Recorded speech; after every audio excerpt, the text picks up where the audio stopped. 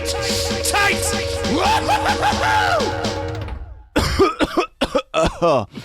Hello, welcome to the Kongversation. I'm Hyle Russell. I'm Chad McCanna. You doing all right there, buddy? I don't know. I mean, I went to the doctor, and he said I had the immune system of 2.5 men at least. Oh, but, Jesus. Okay. Really? But seriously, we stand with Paris. What? Are you just like cognitive news dissonance at this point? Gotta get. It's gonna be a packed episode, Chad. I gotta get it all out in the open right here at the beginning. Let's hope dealing with Charlie Sheen's HIV and the horrible events in Paris are the only crossover that those two have in this episode. I've got Please. two black armbands, one for each tragedy. Mm-hmm. Yes, equally terrible. Equally nightmarish. God. Really? So, let's dig the show out of the gutter. Come on. It's so early in the episode, too. Anyway, so hello, everybody. We are coming out of a Nintendo Direct last week, and that will be the primary topic for today's show. But most people would say better late than never, but they clearly haven't heard this episode yet. Yeah. I don't know. I've got some opinions about the Nintendo Direct. Great way to start. I don't know. I don't know. I mean, it was what it was. At least we got one. At least Nintendo's radio silence is over. Yeah. Well, let's plow through some due diligence, and then we'll get to the show. Oh, yes. Let us plow through due diligence. You know, Charlie Sheen allegedly plowed through due diligence. So yes, I hope that his beloved goddesses have been tested. Enough fucking Charlie Sheen talk, please. Yes, enough fucking Charlie Sheen. Everybody, stop fucking Charlie Sheen. Stop fucking Charlie Sheen. It's quite dangerous. So we have a Patreon. Give us money, please. The number is dwindling. No. Yes, we do have a Patreon, and it's been going quite well. We have cruised past the 3rd milestone that we set for ourselves, which means Chad Gets Twitchy is on. Yeah. So I just acquired an Elgato capture device, strangely the Spanish term for the cat. I got one of those, and I got a neat little doohickey that converts a component signal into an HDMI signal to be used with said Elgato. So I'll be able to stream Super Nintendo games and Wii games, which I guess would be GameCube and Wii titles from that device as well. I have been working on this show and other sundries, so I haven't yet got to break it in. I expect that'll be either Thursday night this week, or certainly by the time people are listening to this on Saturday. And I'm going to be doing initially a mix of non-DKU stuff and trying to do like thorough playthroughs of DKU games. I think first up I'll start with the DKC and Banjo-Kazooie series and go forward from there. Yeah, so that's exciting. I mean, we're actually going to be joining the modern age as far as content goes. Mm-hmm. You get to watch us play video games at long last. Right. I hear there's an audience for this sort of thing. Who would have thunk it? I thought they just liked bizarre cartoons that explained video games, but apparently people just like the real thing. Yeah, or explained extremely specific elements of regrettable video game subculture as told by characters nobody remembers from handheld titles from the 90s. Even the company that owns them has no recollection of ever creating these characters. So, Evil Acorn! Well, Chad, you know, it looks to be so much fun that you're about to embark on that I was feeling a little bit jealous. And I was boy, howdy. Yeah. I was like, damn, I got to get in on this. Mm-hmm. So we've set a new milestone. We wedged it between what was your defeated milestone and the upcoming $1,000 tier, where we put our Emmy Award-winning science fiction comedy series Elvis and Slick Monty on YouTube, along with the bonus DVD content. So at $8.50 which there's a lot of bonus DVD content, more than the show itself. It's basically a Criterion Collection version of our own show that we ourselves made, because that we are that far up our own asses. But okay, so basically at the $8.50 tier, $8.50 a month. If we make that much with Patreon, which we're about $345 away at this point, I will be joining in on the twitchiness. I will launch the Slush Fund Twitched. And basically, this is going to be once a week. I will have a feature-length game session. So at least 90 minutes, but probably around the 2-hour mark, where I will be doing the Slush Fund live on Twitch. And, of course, well, I'll be starting with the game I have been marooned on its shores for 3 years, Donkey Konga 2. So, do you really want to see me play Donkey Konga 2 for 90 minutes to 2 hours? Probably not. They've been asking for it. Yes, they do. Well, some people have been asking for it, but it's an interesting social experiment. I'm going to provide commentary. I can't do it during the songs because, as Chad and I discovered the time we tried to play it together, you actually cannot talk while playing this game. What a terrible game. And if you have the TV volume up too loud, you also can't play the game. Because it registers everything as a fucking clap, which is like one of 3 inputs that you have. You can toggle the volume, but it's still very sensitive. So what I'll be doing is I'll be playing a song, and I'll be providing commentary after said song. So, and then I'm sure I'll have some sort of grand wrap-up commentary at the end of it. And I'll also be posting in the Slush Fund thread on the DK Vine forum, so don't think I'm abandoning that. But this is going to hold my feet to the fire. You will have at least one Slush Fund update a week, and you're going to be able to partake in it. You're going to see what my eyes are seeing. And we're going to share this nightmare together, my friends, at $8.50 a month. That is I'm trying to convince Hyle to not only get to have you see what he sees, but also you see him flailing with the bongo controls. He's not yet sold on the. Have you come around on that yet? Well, here's the thing. I like to do the Slush Fund butt-ass naked with various instruments we inserted. can put an explicit warning on the Twitch stream. That's okay. Yeah, but then we can't put it up on YouTube. We really are gonna have to make use of that dkvine.com/redtube address.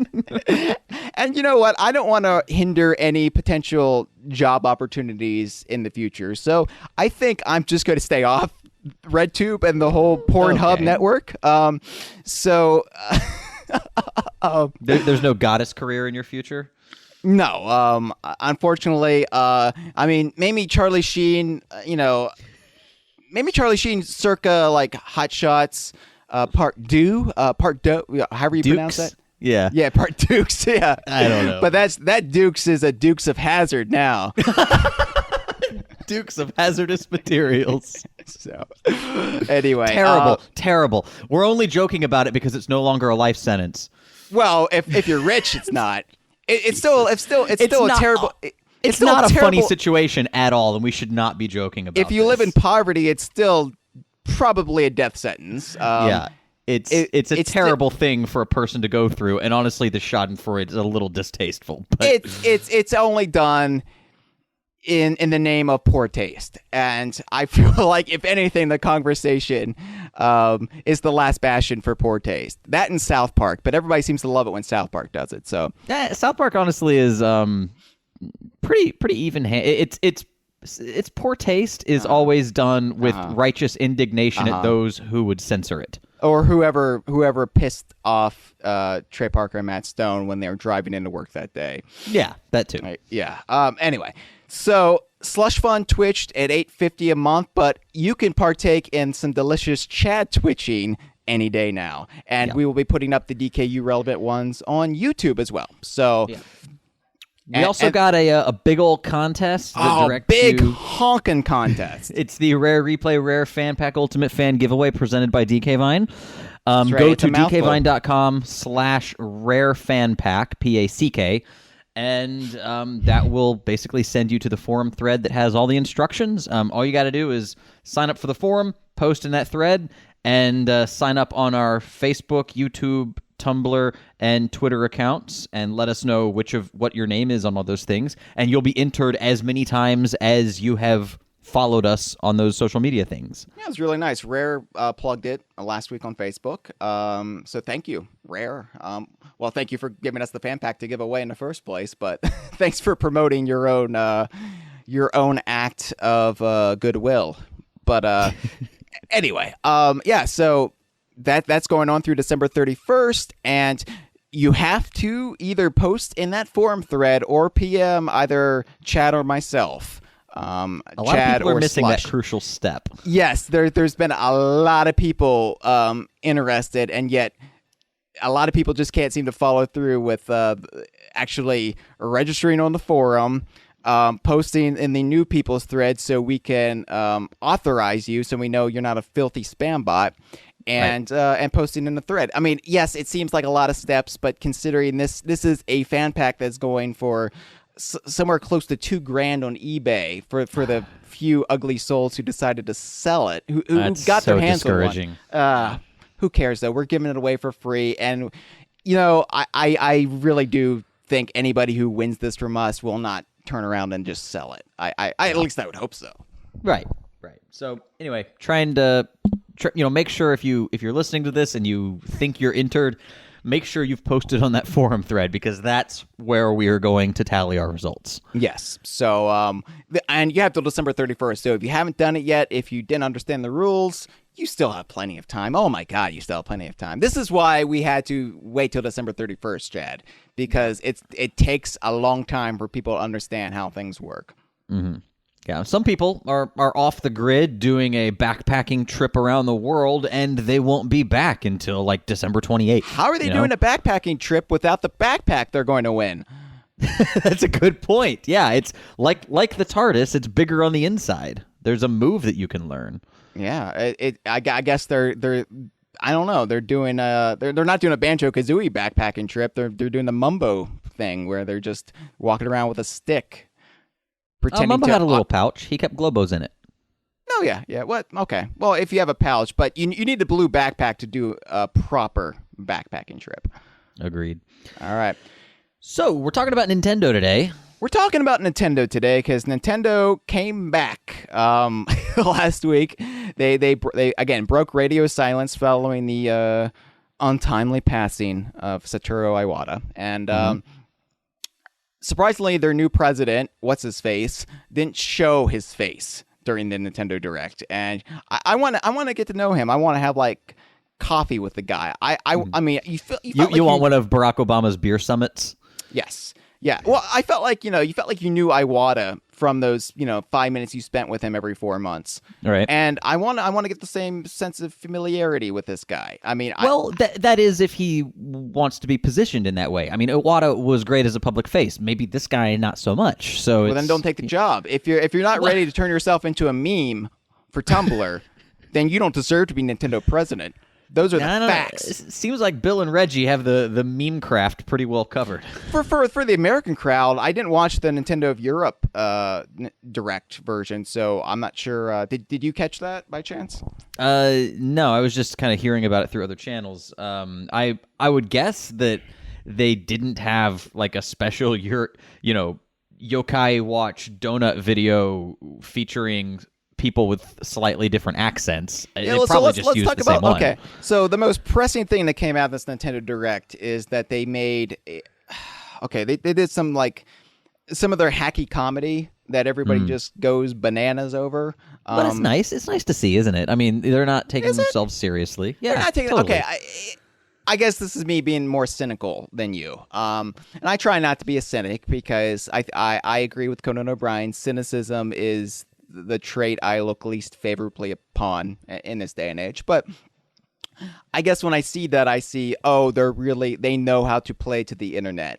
And there's nothing wrong with that. I mean, sure, fine, whatever. Here's why I don't find it that objectionable, because they came to playing to the internet organically and naturally, and we watched it happen. I mean, they were basically stumbling over themselves to elicit sincere laughs when they first started doing these Nintendo Direct things. They have only become somewhat successful at latching on to social media and letting their message sort of propel itself forward in a viral way very recently. So I feel like they've earned it. it feels more genuine than if they just came out of the door with like the meme version of SEO already embedded into the video. At least they're writing new memes. It's not like they're just saying do a barrel roll and right, no, they saved that for their E3 video. Yeah, although the E3 preview one where Reggie was training for the Nintendo World Championship or whatever, I found that genuinely amusing. Mm-hmm. Hey, that one had I think he was trying to get his body ready. Ha ha ha. So that's a good one. That's another good one. I like that one. even in that video, they were referencing memes that they did not create, but yet you found it pretty good. So well, they just referenced Donkey Kong Country and the Virtual Boy, so I'm an easy mark. What can I say? Yeah, I just generally I like to see a corporate announcement have a little fun with itself. Whether or not I don't find it particularly funny, at least they attempted to do something enjoyable, you know? Yeah, I mean this one was okay. I watched this with Michelle, my fiance, and this was because she wanted to watch it with me, and I was like, okay, wow. I want to warn you, this is going to get pretty hacky because I know Nintendo, and sure enough, it got hacky, and she fell asleep. I think halfway through. She fell asleep. Yeah. Does she have any like passing interest in any of the games that were discussed? Her brother is a big Zelda fan, so she grew up with Zelda, and because her fiance is a huge Donkey Kong fan, she is being forced into that world, whether she likes it or not. Who's that? Can we get that person on the show? I think it's Cameron Regal. I'm not sure. Oh wow, DK staffer Cameron Regal is going to marry your fiance. Yeah. Bizarre situation. When Cameron signed that contract, I didn't read it closely. Yeah, we have 11 usable calls this week. You don't want to talk about the sketch though, where Bill Trinan ate a bunch of donuts and he was like donuts, blah, blah, blah. and then Reggie came in with like I don't know people from Nintendo of Japan and he was like Bill and Bill was like oh babe and then it was like ha ha ha Americans. You just got done saying how ugly cynicism is. I think that's fine. I think that's a pretty faithful recreation of. Well, no, Reggie said Bill 3 times, just in case the first one wasn't a meme ready GIF. Did he say it 3 times? Yeah, he said Bill. All right, but was it? Did he just say it once and did they just play it back twice? No, there were different takes. I'm sure in the script it was once. He did 3 takes, and whoever edited it liked it with all 3 takes. So they were alternate takes. Do we have to go to the tape and make sure of this? Because I don't want to say something incorrect on the Kongversation. I'm reverse knowing how these sort of run and gun little videos are made. I am 97.32% certain that's what happened. Now, I always thought Bill Trinan was a pretty like lean guy, but he was displaying quite a gut in the donut video.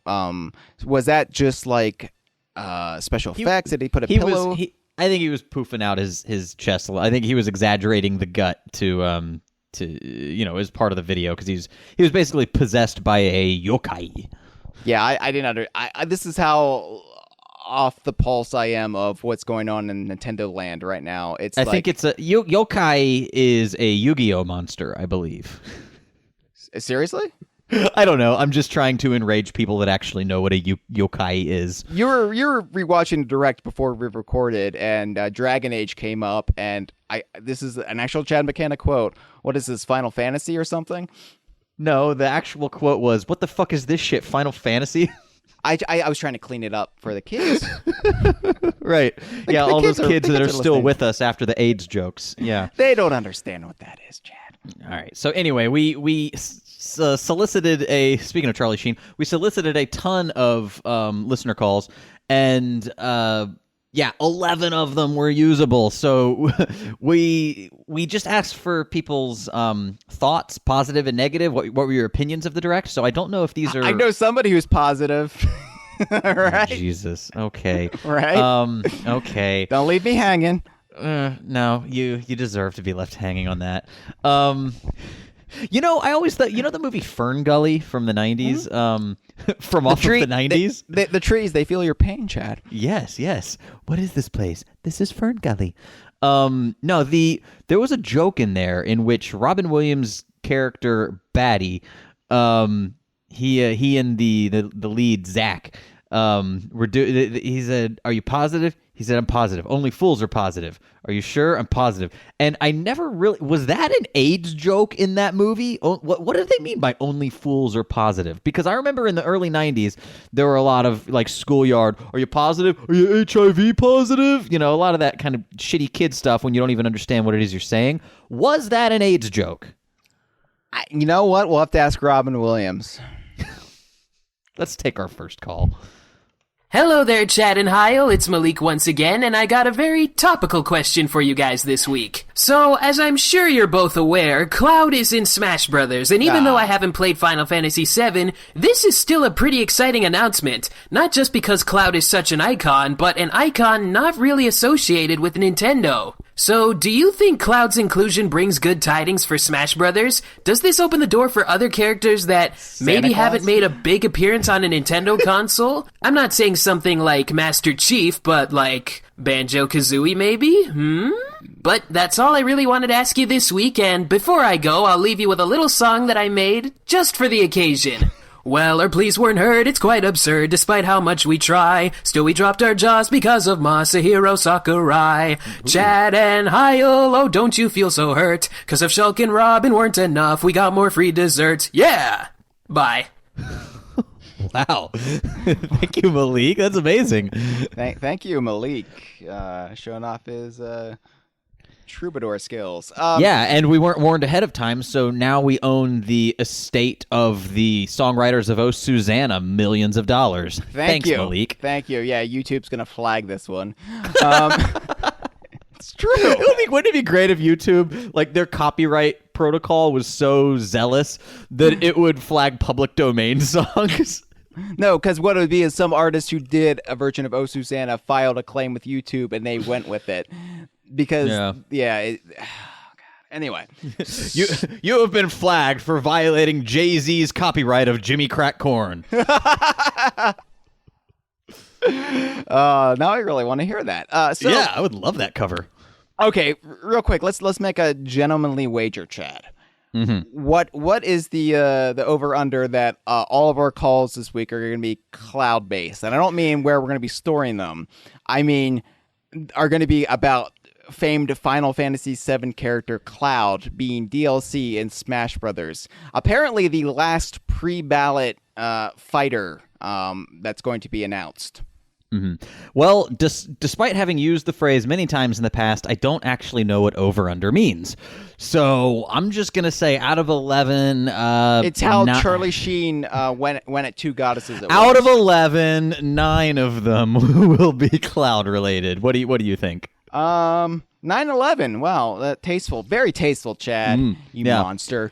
For more on 9/11, listen to my appearance on the Who Wants to Be a Million Rare episode number 3 of the Logcast. Oh, lovely. Yeah. Well, that's something we can all look forward to as a beleaguered international community right now. Yes. I'm going to say 8.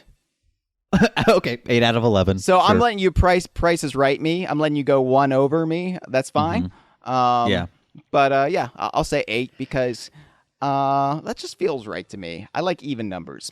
So all right. At the end of the show, we'll consult with Drew Carey and see how we did. Oh, I'm old school, man. Bob Barker all the way. Is he still alive? No, he can't possibly be. Yeah, he's still alive. What? Yeah. Wow, lazy asshole retiring in his 70s. I know, right? There's still so many models for him to sexually harass. Yeah, so very many animals for him to mutilate. For a good cause, Chad. Good cause. Mutilation for a good cause. They use those testicles to make the Plinko boards. Ding, ding, ding, ding. They flattened them, you see. So...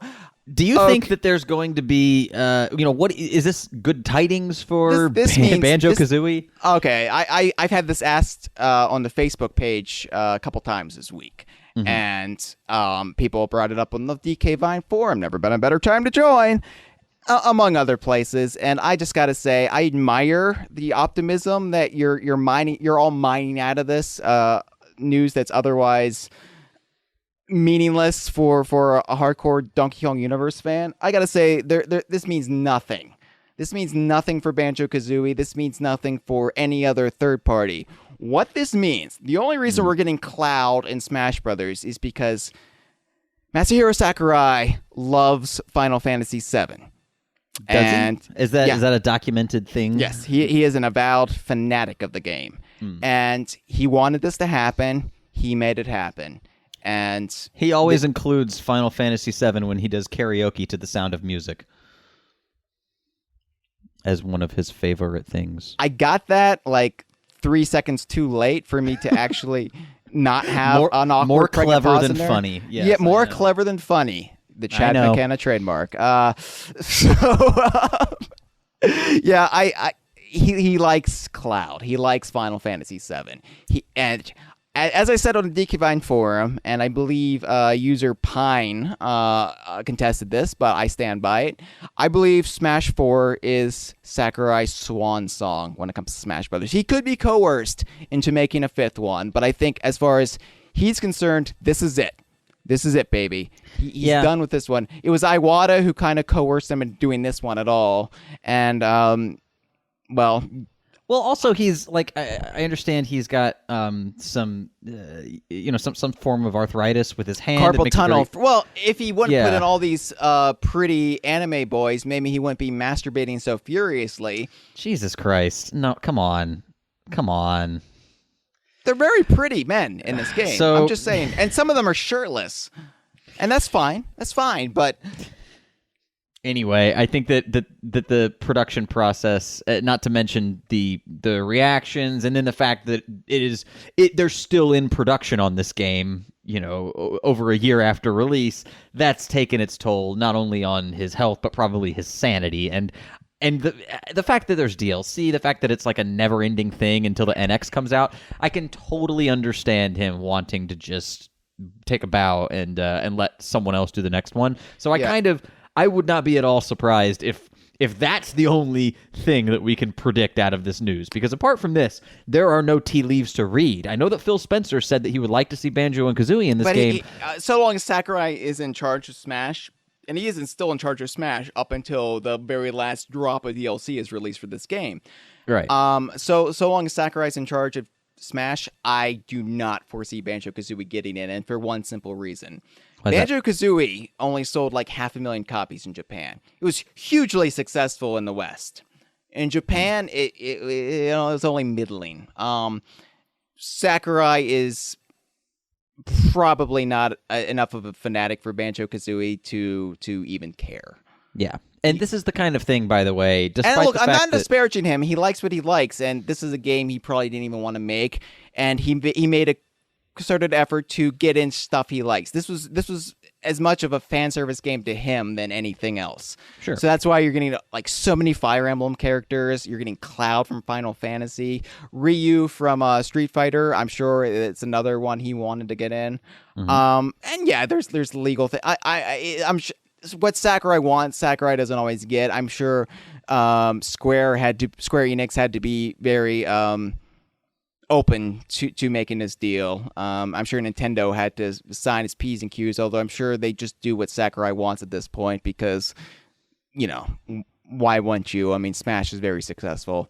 Right. I want people to understand, though, that, like, don't go to Rare asking them or don't go to Microsoft asking them to put Banjo in Smash. It's the kind of thing that Nintendo would need to aggressively pursue if they wanted to do it. And well, I'm sure they're open to it. But I'm sure Rare and Microsoft are open to it. They've said it. We know they are. Yeah. But, Nintendo's got to be open to it. And more than not, the person in charge of the Smash Brothers has to be open to it. Right now, Sakurai makes all character decisions. He's going to be deciding what the ballot winners actually are. Doesn't matter who got the most votes. It matters what he feels is right for Smash Brothers. So yeah, K. Rool should be a shoo-in if all the data is correct. Yeah, Masahiro Sakurai is a one-man Diebold voting machine. Exactly, right? Yeah, K. Rool is surging in Ohio now. just wait till about 10 p.m. Yeah. Karl Rove has already put in calls for Shovel Knight. Yeah. Ask John Kerry how successful K. Rool will be. And you think that's a conspiracy theory? I don't want to be like some sort of Alex Jones type for the left here, but look that up. Like, look into it. It's something fishy what happened that night. 2004 was essentially a repeat of 2001 or 2000. There was just a lot of fatigue around that narrative. So John Kerry there's a lot out. of fatigue, and there wasn't a lot. I mean, we're getting on a tangent. Here. All right, let's take another call because it's gonna be about the same thing. Yeah, Cloud. Hello, this is the first time caller. I have been on and off on the site for various years now. On the forums, I'm ArcCuvis, and on Twitter, I'm at JStands4, so you probably interacted with me a couple of times.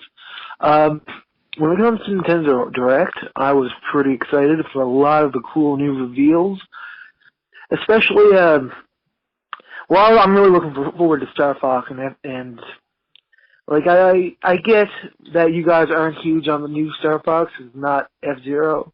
Well, not F-Zero, but it's not DKU, but I don't know. I'm still on the Star Fox train. I'm more of a Nintendo fan than a Rare fan, I guess. But yeah, no, I'm looking forward to Cloud. I know you guys aren't as much because you guys aren't so familiar with Cloud. But during the, what would you call it, the buyout years, that's when I started experimenting with other game franchises instead of being hung up on whatever Rare was doing. No, I'm sounding soft, but I like you guys. Like, I'm a huge fan. So I just figured I'd ask this question here now. So, my question is, would Cloud be such a disappointment?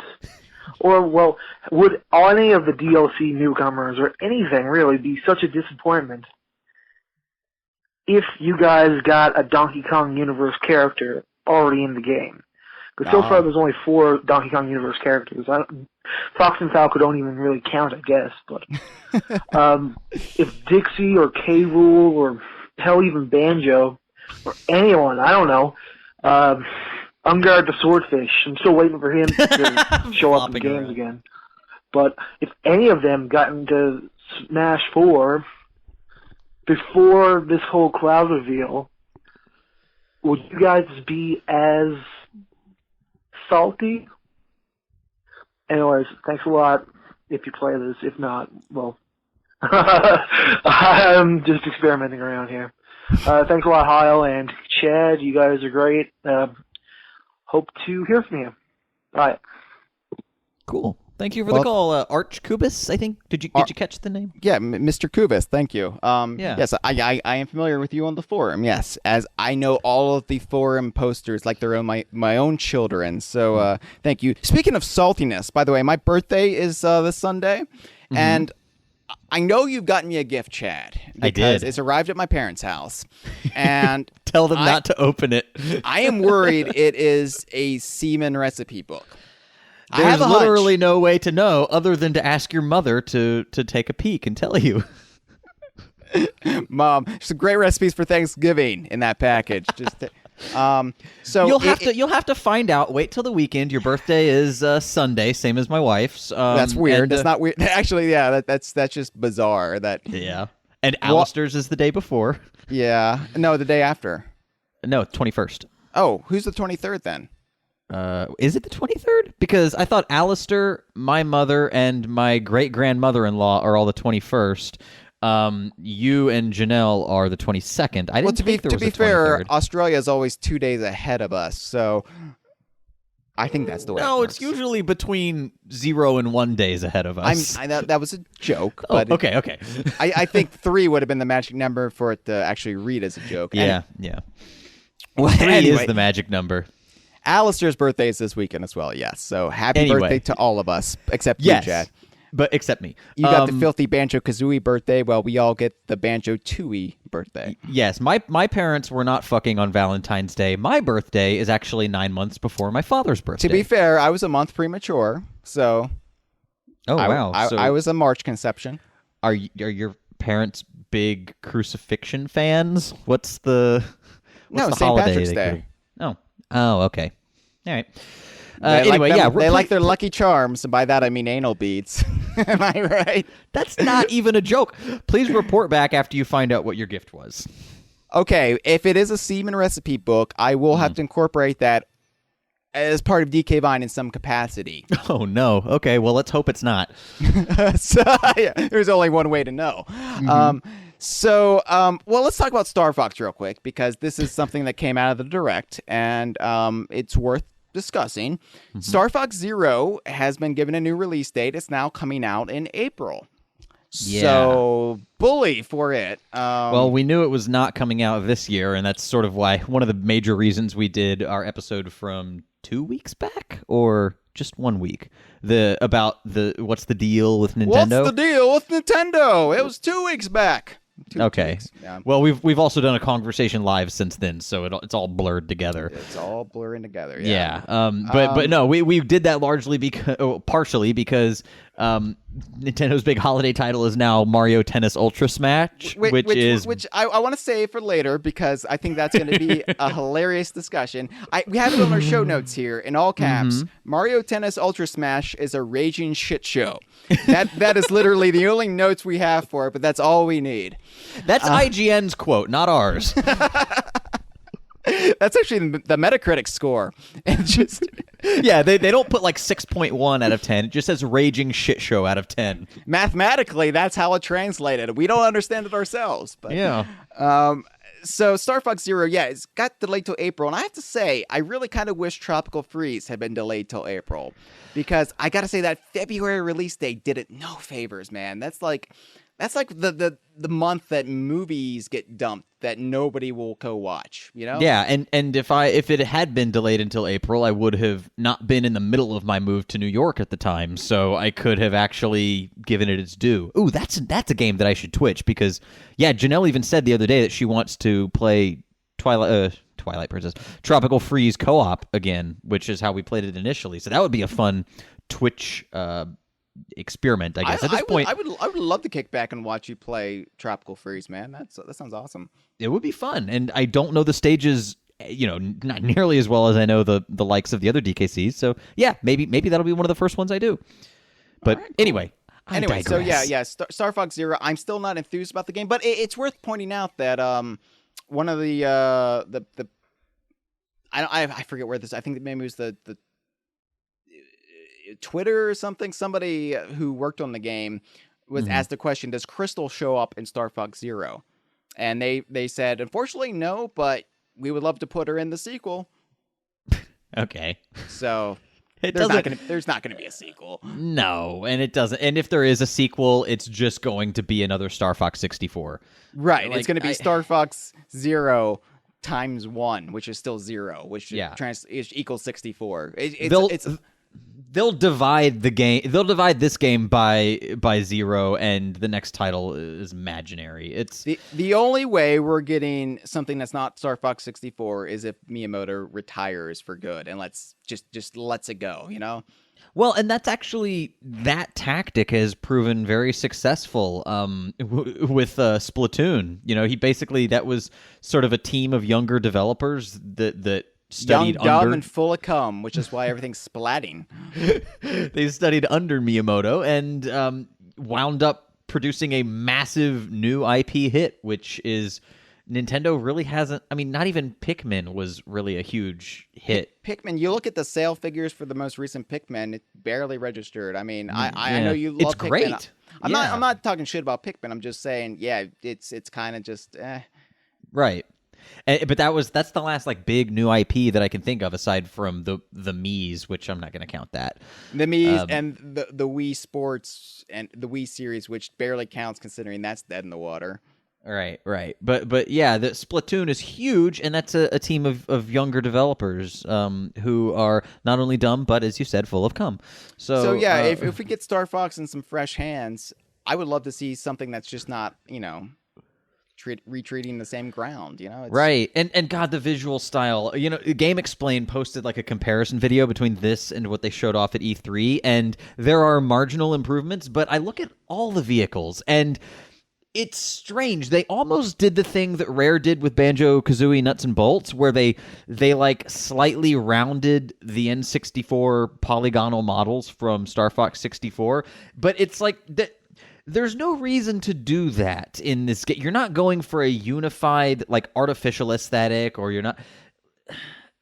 Look at Star Fox Adventures, and it took a lot of its inspiration with what they did to the R ring, like really degrading it and everything. From, I would imagine, a lot of that was taken from the original Star Wars trilogy. Oh yeah, yeah.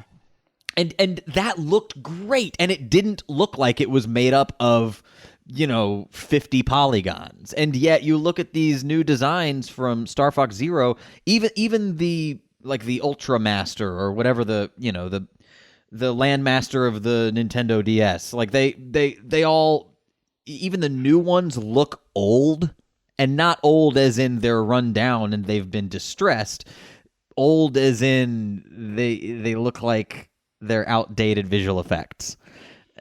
It's really just kind of disappointing what this game looks like, and it's... And look, I mean, Star Fox Assault was pretty goddamn ugly, especially right after Star Fox Adventures, but I think the visual choices that game made were a lot more interesting than what I'm seeing here. And maybe I'm just biased, because I do love Star Fox Assault, but... Did you almost say I caramba? I did, and I was like, where did that come from? Is this like 1991? What? I heard the Iker, and I was like, whoa, we gotta explore this a little bit. Yeah, that was weird. Maybe I'm just like suffering from early onset Alzheimer's, and it's just like I'm regressing back to the early 90s. I'm not wearing hammer pants, so far... Parachute pants. Yeah. Whatever, but the flat top's back, so Is it? Oh God. Yeah. Buzz, your girlfriend. Woof. Right. Let's take another call. Well, no. Okay. Mr. Kubis asked a question. Oh, was there one in there? Oh, Yes. Okay. All right. Would we be so salty over Cloud if we had gotten at least a third Donkey Kong Universe character? And no, you can't really count Fox and Falco, considering. Yes, there's Assault references thanks to Namco's influence, but they don't really count. They're only like half DKU characters. Do you even feel salty about this? Because I don't really care about Smash Brothers. Like, I don't care what gets in. I don't care. The only reason I'm slightly perturbed that if we do get another Donkey Kong character, which I will say Donkey Kong characters are deserving to be in Smash Brothers. It's kind of criminal that neither Dixie nor K. Rool have been in the franchise since this point. So yes, I am kind of salty that if we do get them, it's basically because the fans force them to by ballot point. But so in that sense, yeah, I am kind of annoyed that Sakurai's basically. I said I can't fault him for it, but yeah, there is some sort of fanboy nerve that's being pressed. That yeah, why is he getting all of why is he making this game for himself when it's technically, for all fans? Like, why haven't we gotten a third Donkey Kong let's character? Not presume this is just for himself. It might be responding to a lot of influences, one of which is probably what the Japanese audiences will respond to. Okay, but Brawl at least, played Sakurai would not be. He would not have had the career that he has if his first impulse is to make a game for just himself. I agree. And I will say this: the roster for Super Smash Bros. Brawl, you can critique it all you want, but it was very evenly balanced as far as what characters were included. Like it covered the wide breadth of Nintendo and started to dabble into third parties, but I think it was very fair in its distribution. I mean, I'm sure some fans out there are listening and it's like, well, there's no second F-Zero character, or there's no this or that. Yeah. But For the most part, it was good. I think my problem with a lot of the DLC, in particular Ryu and now Cloud, is that they're third-party characters, and to me that's sort of... I can appreciate having a few representatives like Mega Man, like Pac-Man, of legacy classic video game characters that have strong ties Sonic. to Nintendo's legacy, because right. Mega Man was essentially a Nintendo character for the first 6-7 games he had. Right. It wasn't until I think the 32-bit era that he really started branching out. You got the Mega Man Zero series or Mega Man X or whatever it's called. Yeah. Sorry, I know people are losing their minds. To me, it undermines what Smash Brothers is supposed to be, or at least what its initial mission statement is. And I don't think that mission statement has been changed. That it's a mashup of Nintendo's very disparate and very strong stable of intellectual properties. You get to see Nintendo characters battle it out, and Cloud has no connection to Nintendo. Ryu doesn't really have a connection to Nintendo. Ryu has you could really squint your eyes and make that case. Okay, I can kind of see it because yes, Street Fighter 2 was a big game on Nintendo, but it was a big game on the Genesis too. So I don't. But it was a big arcade game that was ported to all the consoles of the day. I mean, you might as well say that Liu Kang deserves to be in the game. Right. Of course, Mortal Kombat's never really made a dent in Japan, so there you go, Ryu. I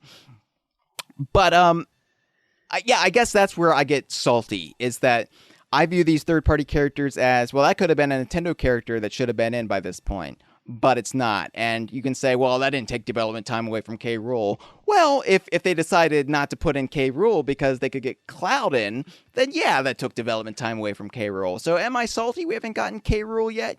Yes. Am I still hopeful he's going to get in? Yeah, I guess. I mean, they're going to have this Nintendo Direct in December that's going to be Smash-oriented. Everybody assumes they're going to touch upon the ballot at long last there. Yeah. But honestly, I'm not even that optimistic that K. Rool's going to get in there, because I honestly think Sakurai doesn't give a shit. And if fans demanded a character that tickles his fancy more, we're going to get that one. And yeah, it's his game. He can do what he wants. But I've reserved the right to not give a shit. So... That's the extent of my saltiness. Yeah, it's his game. He can do what he wants, but it's also my right not to care. Yeah, oh my God. I think for the first time ever, we are in complete agreement on Super Smash Brothers. No, we agreed on when we talked about it earlier in the year. We essentially, Super Smash Brothers for Wii U, we were like, wow, fuck this. This is mediocre. I think we've disagreed about how much we don't care about Smash Brothers, but that statement about, yeah, you generally don't. Yeah, I think we're in lockstep. I have no need to say my piece because you just said it for me. All right. Next call. Good day, lads. Script 69 here. Oh! Look, I saw a message from the blue flapping bird. I think his name is Twitter, and it said DK Vine wants to know what our thoughts are regarding the Nintendo Direct. So I'll give you my thoughts. 1. Star Fox. Still looks like shit. I'm bloody more excited about the animated series, and all it took is one bloke is getting me harder than bloody Platinum Games all combined, And they're the same lads that made Akami. So I reckon the Star Fox animated series, I'm looking more forward to the release date of that. I hope it's closer than April than this shit. Smash Brothers. So Cloud's inclusion pretty much opens the door for the inclusion of any lad. So I reckon, fuck K. Rool, let's get Prophet Muhammad in there. So I reckon that'll be a good inclusion. Prophet Muhammad, he'll, I think does he speak Indian? I think he's got an Indian accent. Oh, geez. So they misrepresent him as much as possible. That'll be brilliant. Splatoon. Oh, no one gives a fuck about Splatoon. That's right, Saf. It's fucking shit. Twilight Princess HD. I'll be honest. The Wii game and the comparison chart with the HD game, I reckon the Wii game with the blur effects It looks much better than that fucking piece of shit HD. The only benefit of an HD version of Twilight Princess is if Linkle, the Link equivalent of a chick, or whatever it is, has HD animated breasts. Because that'll be the best thing about an HD version. And maybe you can use the waggle controls for, you know what I mean. Let's see, what else is there on my agenda? Oh, please, let there be more. No, that's about it. Okay. All right. So, look, I reckon that'll be it. Keep the good work up, lads, and, oh, wait, fuck. I think I've got an extremist coming in through the window. Just, gotta get me done, eh? See you, lads. Wow. Oh, boy. It's been a while. It's been a while, but when he comes back hard. Yeah, he does. Oh, bless you, Scraps. Yeah, wow. So no questions on that one. Just some very good ideas about the future of Nintendo. Very great ideas. He did mention Linkle, and yeah. So hang on a sec. There was actually a second call from Mr. 69. Oh no. Good day, lads. Scrap 69 here again. Well, I finally dealt with that extremist. You know what they say, right? There's only one good type of extremist. And you know what that is? A dead one. It's not even a joke. All right. I'm going to clean up this shotgun, this whippersnapper, this little cleaving knife, the laptop, the remote control. I used the Wiimote to carve him a new one, and all that. Time to get a shovel too. Anyway, lads, see how it goes. Nintendo Direct's the shit, by the way. Well, I'm certainly glad we paused for 45 seconds to hear that. I'm glad he called back to let us know that his fictional encounter with an extremist ended in the extremist fatality. So right. It's good to know. But that also counts as our first non-cloud related call. So right now... It didn't even come up. That's amazing. Well, right briefly. now, we stand at Cloud Calls 3, because I included Scrap's first call.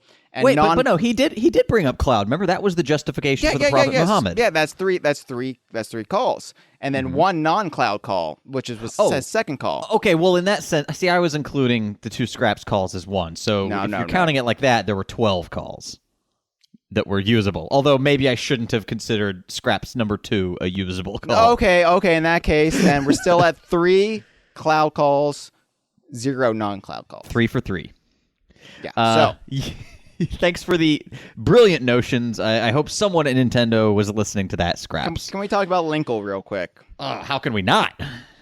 Okay, so I'm guessing this is, it's a gender swapped version of Link. This is something like you would see on what, Rule 31? 34. Okay, what's Rule 31? I think. Well, Rule 31 may be that any reasonably popular character must have a gender-swapped variation. Rule 34 is that there is porn of that already. Gotcha. Okay. Well, so, I guess if Link is Link supposed to be the reincarnation of each Link? I've had people just, argue with me on this. But... yes and no. There's a hero, and the hero takes different names, and different links are the embodiment of different elements. Like there's the hero of time, there's the hero of wind, but there's generally, there are 3 spirits. There's the spirit of, there's courage, there's wisdom, and there's power. And there's sort of, people get really persnickety about whether you say it's reincarnation. A lot of people don't like to think that Demise from Skyward Sword is like proto Ganondorf. Oh my, that's like a hot topic of debate. Yeah. I thought he was, and then I've seen people, the DK Vine forum, just bite each other's heads off over it. It's pretty. I know, and I'm sure they're gonna bite off my head over this. But look, he has fiery red hair, just like Ganondorf. He has a big ass sword. It's pretty obvious that they were making visual references to Ganondorf. I think that you can sort of draw a direct line between at least the spirit that Demise represents somehow being sort of imbued within Ganondorf. So I don't know. I say there's some connective tissue there, and I think that the universe is a lot richer and more interesting if there is. So why would you fight against that? I don't know. Anyway, I have no opponents in this race, so because I'm not a Zelda guy. I like Zelda, but I'm not a fanatic. I have just kind of a passing interest in it. I'll play a good Zelda game if it's in my lap, but yeah. Well, that's good because Eponas are like assholes. Everyone's got one. now is Epona reincarnated throughout the ages, or is it just a coincidence? Anyway, my point I think Epona is an immortal. It's the same horse. Well, usually it's the same Ganon. I mean, actually, it's always the same Ganon, right? Throughout. No, I mean, no. I don't think. Well, actually, yeah, it is. Yeah, you're right. Because in Twilight Princess, that was the one that you sealed away because you actually the 7 sages are there. They just don't. They no longer have their human forms. Now there's alternate timelines. There's alternate timeline Ganons, but they're all from the same primary. Yeah, you're right. trunk. Yeah. So anyway, but there's different Links in Zeldas, and it's debatable whether they're reincarnated. There's evidence for, there's evidence against. But I take Linkle to be. If Link does reincarnate throughout the ages, it would make sense that he would become a female version at some point. But here's the thing: Linkle is from Hyrule Warriors, which is decidedly non-canon. Okay, it's allegedly non-canon, but it could work as canon because isn't it that all these various heroes from different eras and timelines are being pulled together to? It's like Smash Brothers, but with a decidedly Zelda focus. So I'm not sure. You can say Smash Brothers is non-canon, but we'll say fuck you, it is canon. So I think that I think the developers have explicitly stated that it's non-canon. Nintendo has said that it's not part of the traditional Zelda timeline. Okay. But if we were in the Zelda fandom and we ran the largest Zelda fan site, we would be making this canon, baby. I mean, I don't know. I mean, it really if there's nothing in game that contradicts that, I mean, fucking Satoru Iwata said that Smash Brothers is non-canon, but we have to ignore that because Pit is aware of the events of Super Smash Brothers Brawl. Right. So, that. But if there's nothing like that, if in this new open world Zelda that is apparently still coming out in 2016 for the Wii U, I think that more or less deconfirms the NX launching in the summer rumors. Anyway, unless they just pull the Twilight Princess Wii U NX. But they're still at this point saying it's coming out on the Wii U. So anyway, because they're not ready to announce the NX. We'll see. It seems Kevin Callahan won't steer me wrong. Seems like weird timing. But anyway, if in that game there's some reference to the events of Hyrule Warriors, then yeah, they'd have a case. But until that point, I think you kind of have to take Nintendo at their word that Linkle is non-canon. Although I think that there is an opportunity. If this new Zelda really is open world and really takes cues from some of the more traditional open world style games like Grand Theft Auto, Fallout, Elder Scrolls, those all allow you to highly customize your character. I could easily see Linkle being in there as an option to play as a female character. Right. I mean, Fire Emblem did it too, so Oh yeah, that was Lucina, wasn't she like Lady Marth? No. But even the Robin, right? From Fire Emblem. That's why. Oh yeah.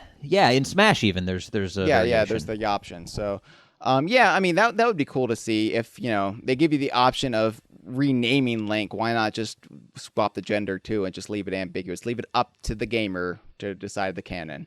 That'd be cool. I wouldn't mind that at all, especially the only reason this gives me pause though is we know how much Nintendo loves just alternate versions of characters, baby versions, metallic versions.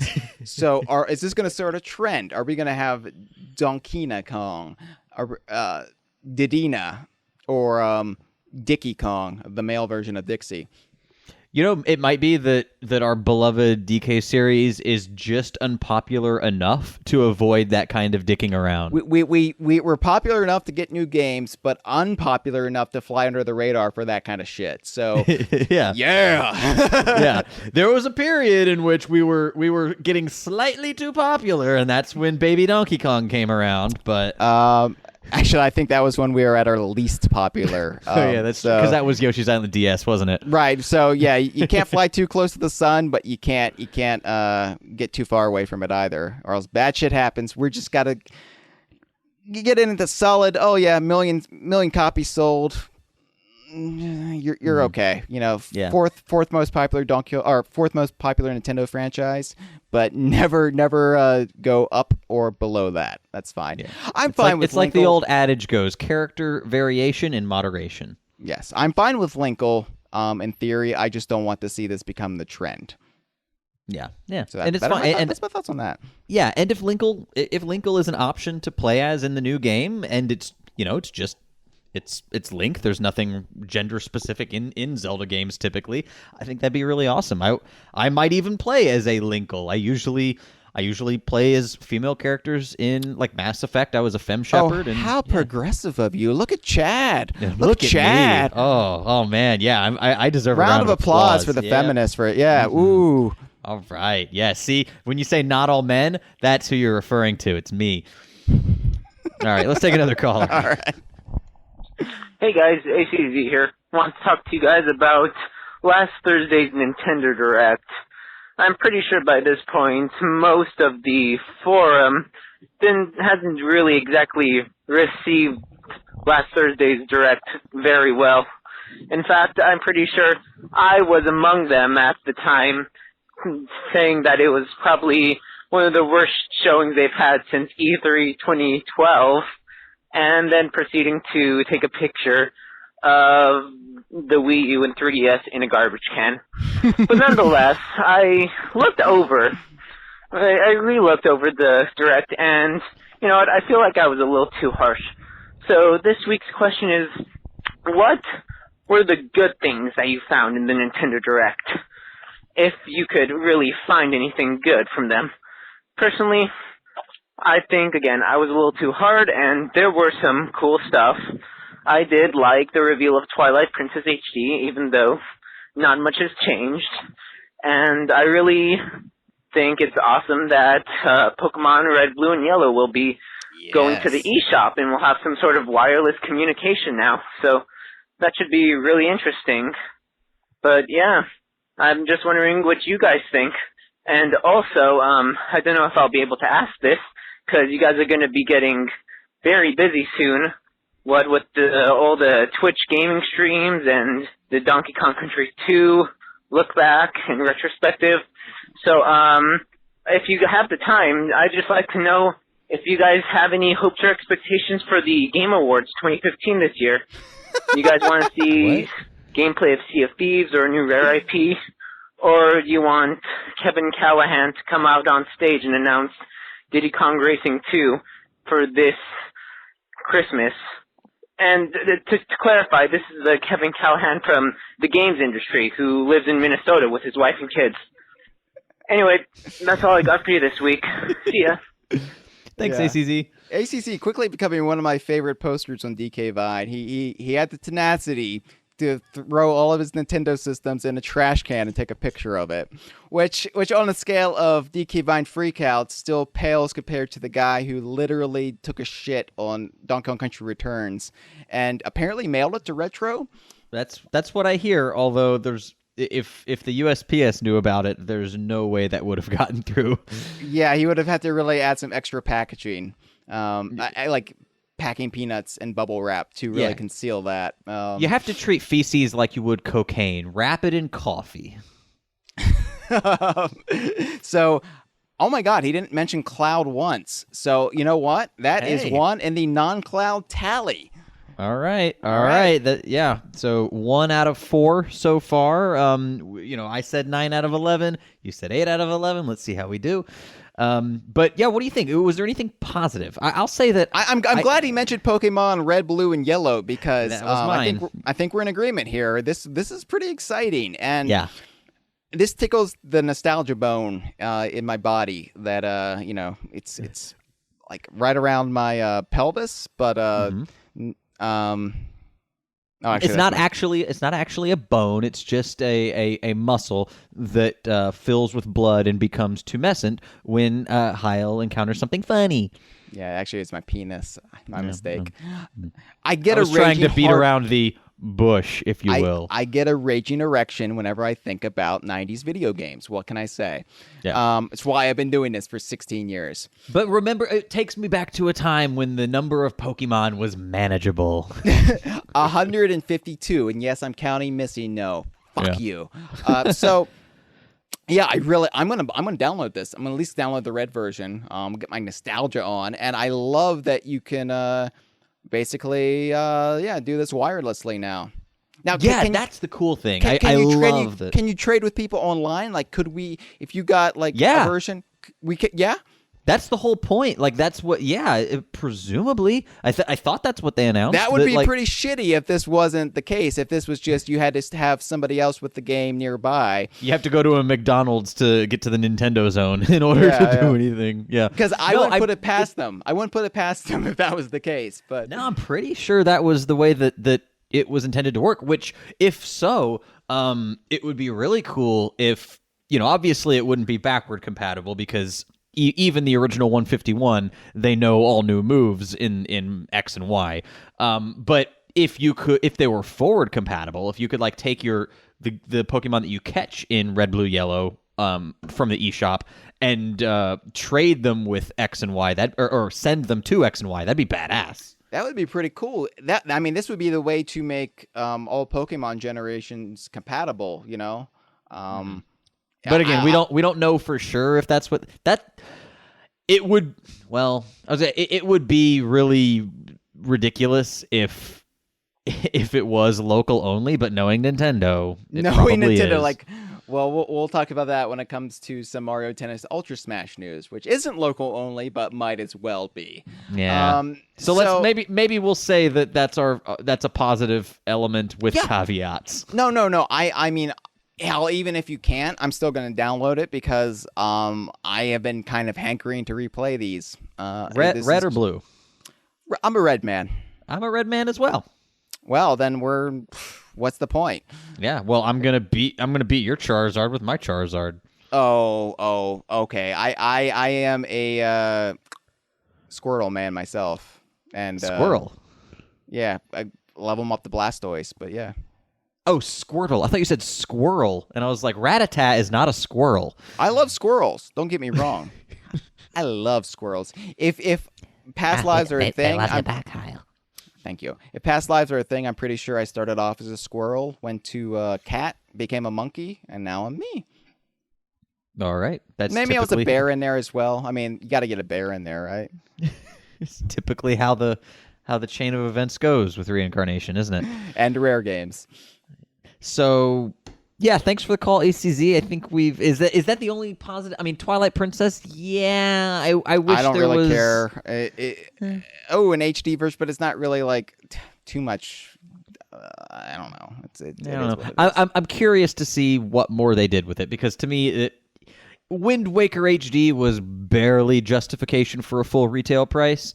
Twilight. So far, what we've seen in Twilight Princess HD looks like a Wii U Virtual Console release. So I'm interested to see what else there is. But here's the thing: how many goddamn Zelda re-releases can you do? Because at this point, it's just becoming somewhat tiresome for me, especially a game like Twilight Princess, which I don't know. I think this is a consolation prize for once they probably started. They probably got Tantalus working on this once they realized that they were going to need to delay what I used to call Hyrim, the open world Zelda, because they announced that delay out of 2015 back in the spring. So that's enough time for Tantalus is a pretty experienced porting studio. They probably could have at least started enough work on Twilight Princess to get it into a presentable state by now if they started back at the beginning of the year. But here's the thing, like, all Nintendo is anymore are a series of consolation prizes. It's the way it feels. And I mean, at a certain point, in giant, bold-faced letters, 20 feet tall, please understand. Right. So at this point, I just keep your consolation prizes. I would rather have nothing than the damn consolation prizes. I'll tell you this, the shareholders at Nintendo would not there rather be nothing. Excuse me, Chad. I am a shareholder at Nintendo. Oh, I forgot you own 3 shares. I own 3 shares, yeah. How's that working out for you? They have not returned my calls yet. How much did you actually invest? A couple $100? 120, I think. Okay, and all what are they trading at right now? Are you a net I negative? I stopped looking. It's at this point. And at this point, yeah, it's like gone beyond. I cringe. I cringe at my poor investment choices. At the time, I was like, okay, I'll start investing in Nintendo because no matter what, Nintendo always bounces back. Right. Yes, to be fair, so does a body when it gets hung or hanged. Wow, that's a pretty intense analogy. Yeah. Yeah. All right. Well, let's take another call. Hence why we can't ask Robin Williams about Fern Gully. Really? Dude. Oh. You gonna take that call, or are you just gonna sit there? That Nintendo Direct. Hey, oh my God. Me. Mamechi. Well, at least it's tonally consistent. Yeah, that Nintendo Direct was bad. You should know, I was there. Yeah, you guys remember when the Direct was going on, he suddenly started shouting, fuck yous and stuff, to Bill for, lying to me. But no, he wasn't lying, but I'm disappointed by the lack of rhythm and localization. And here's the thing.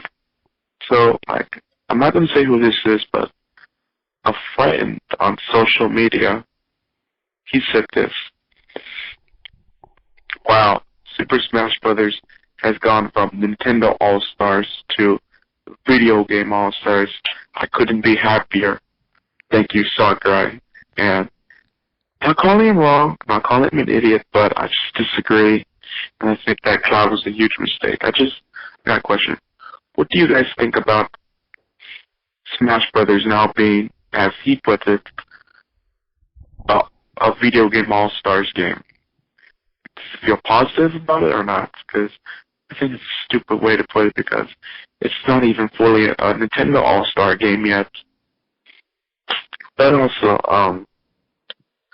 I got one question to ask that's kind of off topic. So, the Nintendo Direct is full of regrets. I want to know something. As this Direct was regrettable, has there ever been an event in DK Vine history of something you guys did that you regret? Thank you. And it's just a Mitchie out. Yeah, and I almost forgot to mention, if Cloud could be in Smash Brothers, what kind of Donald Duck? See you guys. Wow, Mamechi, you must not have a very long memory about DK Vine, because we have done so many regrettable things. Yeah, like taking your call during the DK Vine's first live Kongversation. Hey, if we hadn't taken his call, then that show would have been bereft of 22 minutes about ducks. And I think that that's really a boon to those $10 Patreon patrons. That's what they paid for. That's what they wanted to hear. For those of you who are not at that tier of patron, you will have a chance to hear the Kongversation Live's first episode later next month. But it'll be about sometime in mid-December. We're trying to stagger those by about a month of exclusivity for those at the $10 tiers. But just let it be known that like the second call was Mamechi, and for 22 minutes he talked about ducks. I would say not necessarily any one event. We love you, Memechi. I'm just we love. Yeah, you're great. It's not placatory. I really do appreciate having Memechi around. Absolutely. But no, it's really the kind of pervasive negative tone that DK Vine, even though we weren't sort of spearheading efforts around DK Vine during that time, we were complicit in it. Just this really nasty negative vibe and rhetoric and spirit, and even when we did sort of come back, that was still when Rare was known as a Connect studio, and we got very snarky about Rare and even about Craig Duncan without knowing the full context of what was going on. Very rarely, we got snarky about Rare themselves. It was more Microsoft. Right. It was more like bemoaning what we perceived as Rare's new lot in life, and blaming Microsoft for it. And that was really kind of naive about how everything internally was going to a degree, and we really don't have a complete picture. So I think that's something that I really regret. Yeah, I'll agree with that one. What would I regret? Oh, there's so many things. I guess I don't know. I was gonna say my Donkey Kong 64 review, my infamous Donkey Kong 64 review, and my attention hate-filled Donkey Kong 64 internet critics feature. Oh, really though? But those are time capsules now. But here's the thing though, it's kind of come back around on that. Now people legitimately view Donkey Kong 64 as like the greatest Donkey Kong game. So nothing would be wrong with those in today's current climate. We got raked over the coals for having a less than glowing spotlight on DK64 earlier this season. So yeah, you can't win. You literally can't win. When you finally agree with your critics from the past, then new critics come along to disagree with you. Like we are perpetually men out of time. Maybe people just were really pissed off at our 15-year delayed hypocrisy. Perhaps they wanted some consistency between our opinions at age 15 and age 30. Yeah, perhaps. I really don't know. One of my DK Vine regrets is leaving DK Vine for a couple years. Oh, really? Yeah, I mean, I liked that we diverted our efforts into something different. And I'm proud of what we did ultimately with Elvis and Slick Monty. So yeah, I just wish I would have continued to shepherd DK Vine during that time. Yeah, for my part, there just literally wasn't time because it was doing like all the editing and directing. Yeah, and shit, to be fair, the only time we were ever truly away was probably 2008 and 2009. Mm-hmm. Just in time for Nuts and Bolts. Yeah. But I mean, we even like during the years when we were making Elvis and Slick. I mean, I was like the primary figurehead of DK Vine, back when it had the neon makeover, and you were around then. You were making E3 posts, I remember, and eventually Mark Mazai took over the news portion, and I just kind of took a back seat at that point. But yeah, I kind of regret because DK Vine's my baby. It's like Cheers. It's like the finale of Cheers when Sam realizes that Cheers is his true love. And then I guess Mark would be Frasier. He goes and has his own spin-off or something. I don't know. I think Memechi had another question in there. Do you remember what it was? Well, first he bitched about Rhythm Heaven not being announced for America. I guess that's bad for you, Memechi. I don't really have anything to say about Rhythm Heaven. And then he talked about how do we feel about Smash Brothers not being Nintendo exclusive anymore? Oh, that was Video the Game one. All-Stars. Yes. Well, Right. you have really poor recollection of these calls, considering they just happened. Mm-hmm. Yep. I know your memory is infamously bad, but I'm worried about you, Chad.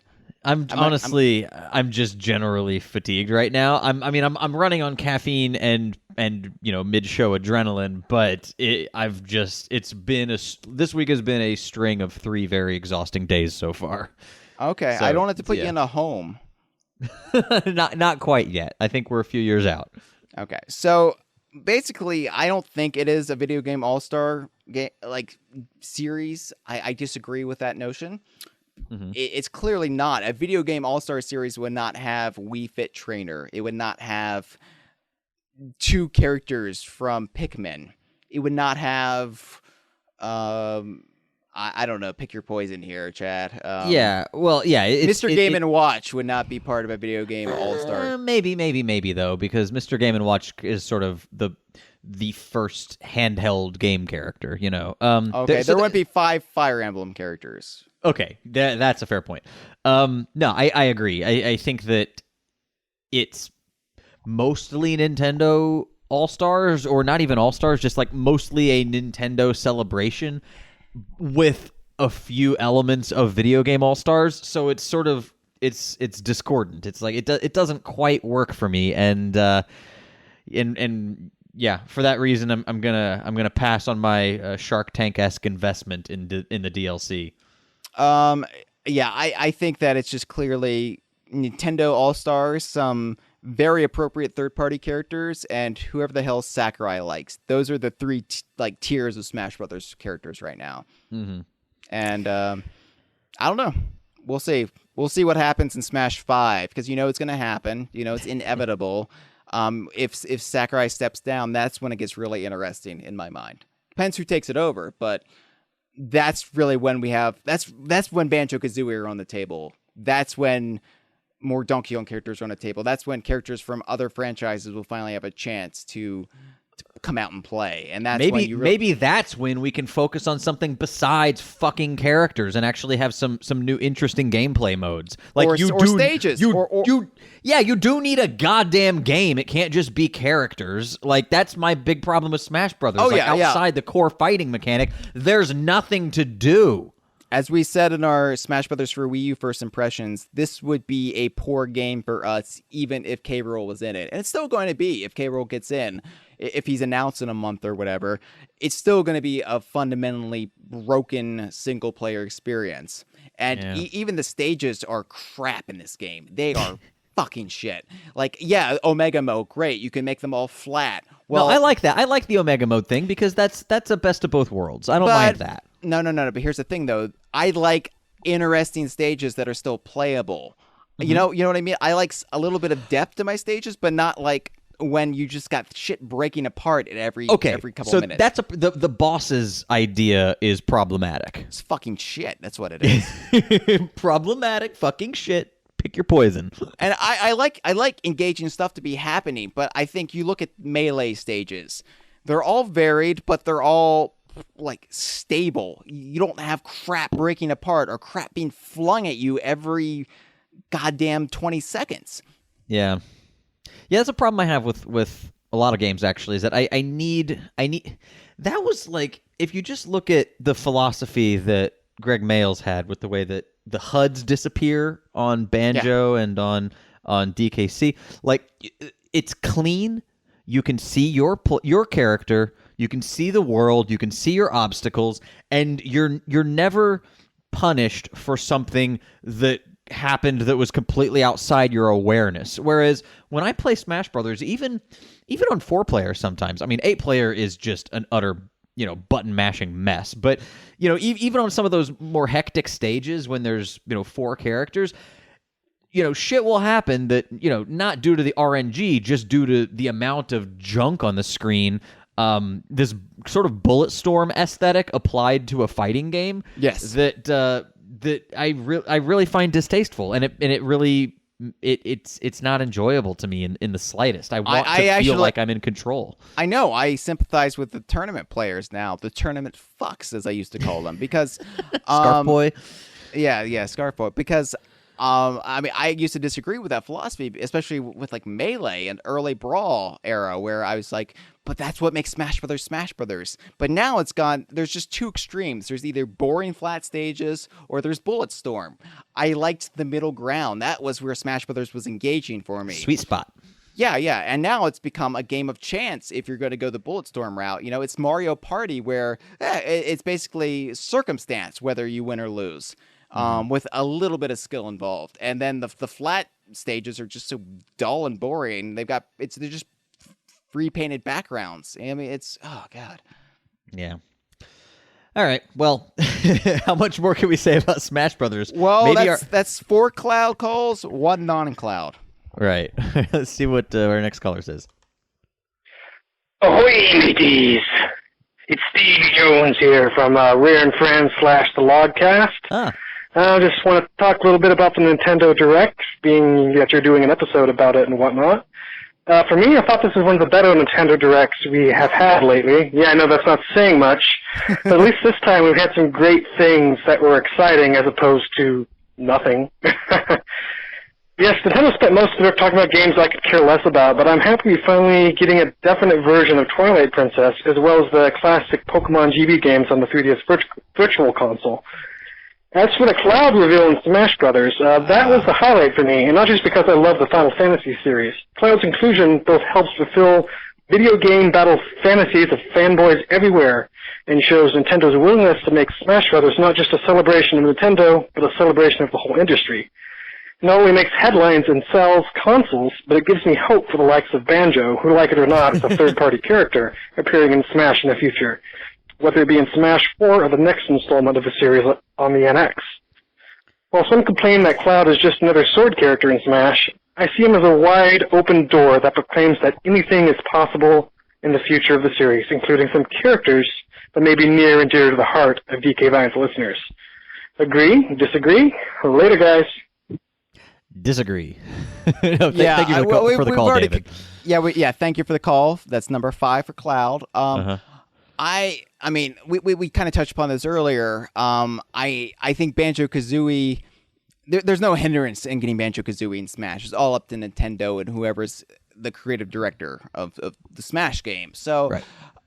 Again, this is just all up to Sakurai, and we know where Sakurai's preferences lies. He's very, very focused on games that are prevalent in Japanese culture. And I would say that really Cloud isn't Cloud doesn't advance the anything can happen in Smash Brothers narrative at all. That was Solid Halloween. Snake. Yeah. When Snake was it Snake Plissken? No, that's Escape from right? What is it? That's Kurt Russell. when Solid Snake showed up in Super Smash Brothers Brawl, when he came out from under that box, that's the moment when the doors were blown off the potential Smash roster. Did you say the blurs? The blurs were done off. Okay, the Blurs are a different band than the Doors. Just right. Blur, yeah. Okay, anyway. So anyway, that to me, Cloud it's just kind of it's more of the same problematic way of thinking, where as Mamechi touched on, Nintendo or video game all-stars. That's not what Smash should be to me. So I don't think that Cloud makes it any more or less likely that Banjo could ever show up in the future. I think it's less likely because Banjo is a first-party character to a direct competitor, whereas Cloud, Solid Snake, these are owned by third-party devs. And also, those two characters big in Japan. Banjo is basically a Western character. I mean, through and through, popular in the West. Got some Japanese fans. I don't want to discount that those characters have their fans over in Japan, but very, very small in number. It's not like Cloud from goddamn Final Fantasy VII. Well, what about the whole argument? I'm glad we got this perspective on here. Thank you, because. Yeah, I'm not trying to be dismissive of Mr. Jones. No. It's nice that we got actually an enthusiastic perspective, because I don't want to be so negative. I don't want to make this Cloud dark and stormy. Yeah.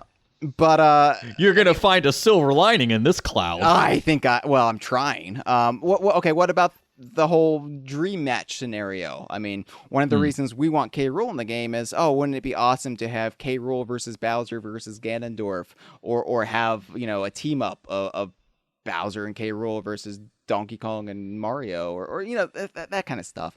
Right? Do we get any dream matches with Cloud? And maybe we're the wrong people to ask, because we are never PlayStation gamers. A lot of people. It's funny that. There may be some people who are looking forward to Cloud because they always wanted to see a Ryu and Cloud matchup. Like two characters that don't belong in Smash Brothers. Yeah. Or maybe like Cloud versus Link or something. I mean, honestly, Cloud has never been on my radar. But granted, Cloud is, and I feel like we're sort of Excuse me, Cloud has never been on my Doppler. Nice newspapers. So I feel like we're being unfair to Cloud because Final Fantasy VII is arguably the biggest game of a massive franchise. Right. So Cloud is extremely popular. It was never a massive game in our circles. That's the problem, though. I mean, right. We were never PS1 gamers. We were N64 through and through. It wasn't until Rare was bought by Microsoft that we started branching out to the other consoles. Mm-hmm. And, yeah, I mean, I never even owned a PS2, but I fell in love with Grand Theft Auto around that era and ultimately got it when it came out on the original Xbox. Yeah, I think Elliot had a PS2, and so that's where I first played Grand Theft Auto, and of course, when it came out to the Xbox, which it took a couple years, but that was Vice City, wasn't it? Vice City and 3. Yeah, they came out, I think, in a combo pack, and I bought it like instantly because I had to have it because. Say what you will about Grand Theft Auto, but oh god, it's just so addicting. It's great. It's hilarious. It's fantastic. I mean, I seriously, it's one of my favorite game series. Just the freedom, the amount of freedom you have, it's terrific. Even if it's in a faux version of Los Angeles, I'll happily inhabit that world. Oh yeah, because it's more honest than any other game I've seen set in a faux Los Angeles. Right. It's a complete no glamorization of it whatsoever. Yeah, it's like, yep, that's why I hated living there. So yeah, I don't have any dream matches from Cloud. I'm sure there are people out there. I'm happy for them. I'm honestly happy for them, just as I would hope they would be happy for us. If K. Rool, if Banjo-Kazooie, if Dixie, Cranky Kong, if anybody got in this game that we would want in this game, I would hope they would be happy for us. So yeah, if you're happy for Cloud, I'm happy for you. Yeah. And by the way, Hyle, no, they would not be happy for us because we're one of the only corners of the internet that actually tries to be reasonable about this. Everyone else is rabid and and just like boiling in their own malice over the Smash roster. I will say there will be a lot of people happy about K. Rool. You'll be surprised because I'm just talking like it's not like no matter who, like if we got Dixie, no one would be saying, hey, at least the Donkey Kong fans are happy. That's just not how the internet works. One or two people would say that, and then they'd be immediately shouted down. Well, I like that you're optimistic about the general tone of the interwebs. Oh, this is an exhausting episode, but we're a little over halfway through our calls. Well, let's take the next Cloud call, please. Yeah. Hello, people. Me again. Kev. I suspect you know this, which is probably why you did this episode today, but today is the 3-year anniversary of the Wii U. Oh, yeah, of course. Yeah. I'm not going to cover the same ground I did on the last show, my last call. Or was it the one before? I can't remember. I lose track. You've done so many episodes recently.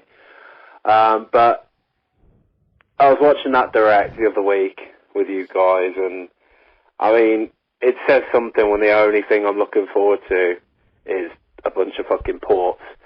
I mean, but then again, I mean, Twilight Princess, I'm not going to buy that. Isn't it like 40 quid for a fucking port? I mean, you can get it on the Wii for about... Yeah, it was re-released on the Wii as like the Players squid? Classics line or whatever they call it. This is like not 20 Splatoon. quid? What, a few years ago?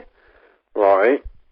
Pokemon Red, Blue and Yellow. Okay, that looks cool. The first legitimate way to play those games without the battery fucking on you for God knows how long.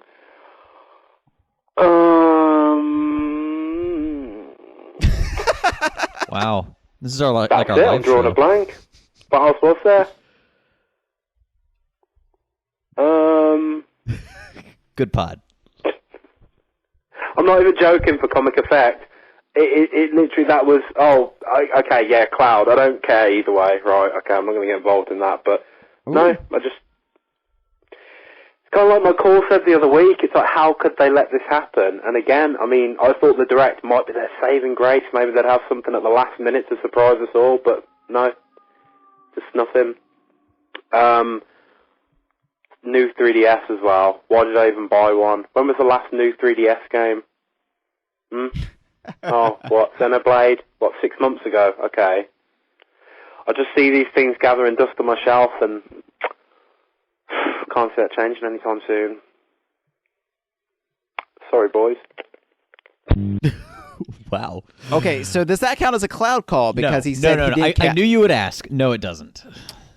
I agree. Okay, because he mentioned cloud, but he specifically did not want to go there. So all right, so I am at my my 2 non-clouds. If there's one more call that doesn't mention cloud, then you are then obviously I'm out of the runnings. Okay. All right. So anyway, I would say that I generally agree about the 3DS. His final what the point. hell? Majora's Mask 3D, of course, came out within the last 6 months, but I never beat it, and my 3DS has been just kind of sitting in the charging cradle next to the bed, and the only thing that I've played on it since Majora 3D is Donkey Kong Land. Yeah, you would think like when the DSi came out, like they immediately justified that. What the hell justification is there for the new 3DS? Yeah, there hasn't been a killer app. I guess Xenoblade, like Kev said, that's the only. Yeah, that's the only game that Majora 3D also utilizes the little C stick nub, but you can still run it. It's kind of like the black cartridge Game Boy Color games. Xenoblade is like a clear cartridge GBC game.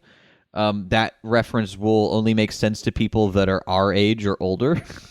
Right. But trust us, black cartridges matter. Yeah. They really do. That's what the hashtag is for. Yeah, I don't know. I generally agree that there wasn't much in the Direct for me other than, as we said earlier, the Pokemon thing, but that's yet another game from our childhoods that's being trotted out. So I don't know. Well, I agree with Kev's frustration. How the hell did Nintendo let this happen? It can't be Iwata's health and unfortunate passing. I mean, that's just not an explanation. That's going to be an excuse a lot of the hardcore true believers will use. I don't buy that. That's just not the way a company functions and operates. Nintendo has thousands of people, and there are many, many people directly beneath the CEO that can sort of fill in if he's ailing. Right. I know a lot of people think Nintendo is literally Miyamoto, was Iwata, Reggie, and Bill Trinan gets their coffee, and then there's elves working underneath them, and that's literally what Nintendo is, but it's not. No, they've done a great job of trying to put forward these public faces to give the impression of a small company, but they're fucking huge. I urinated with these people at E3. I know how many there are. You know how huge they are. And they are well hydrated, because I had the dark urine stream, but theirs was crystal clear. Yeah. Yeah, so they should have had contingencies upon contingencies in place, especially knowing that he, from everything we've heard, Mr. Iwata was ailing for a while. So right. This wasn't, a Gunpei Yokoi situation.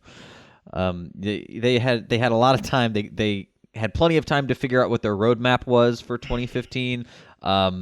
They could have coordinated the launches of Smash Brothers 3DS with the new 3DS much better, and got those ice climbers in there. They were just like Smash Brothers 3DS. If it was mandatory on the new 3DS, if it was like a launch title, automatic system seller.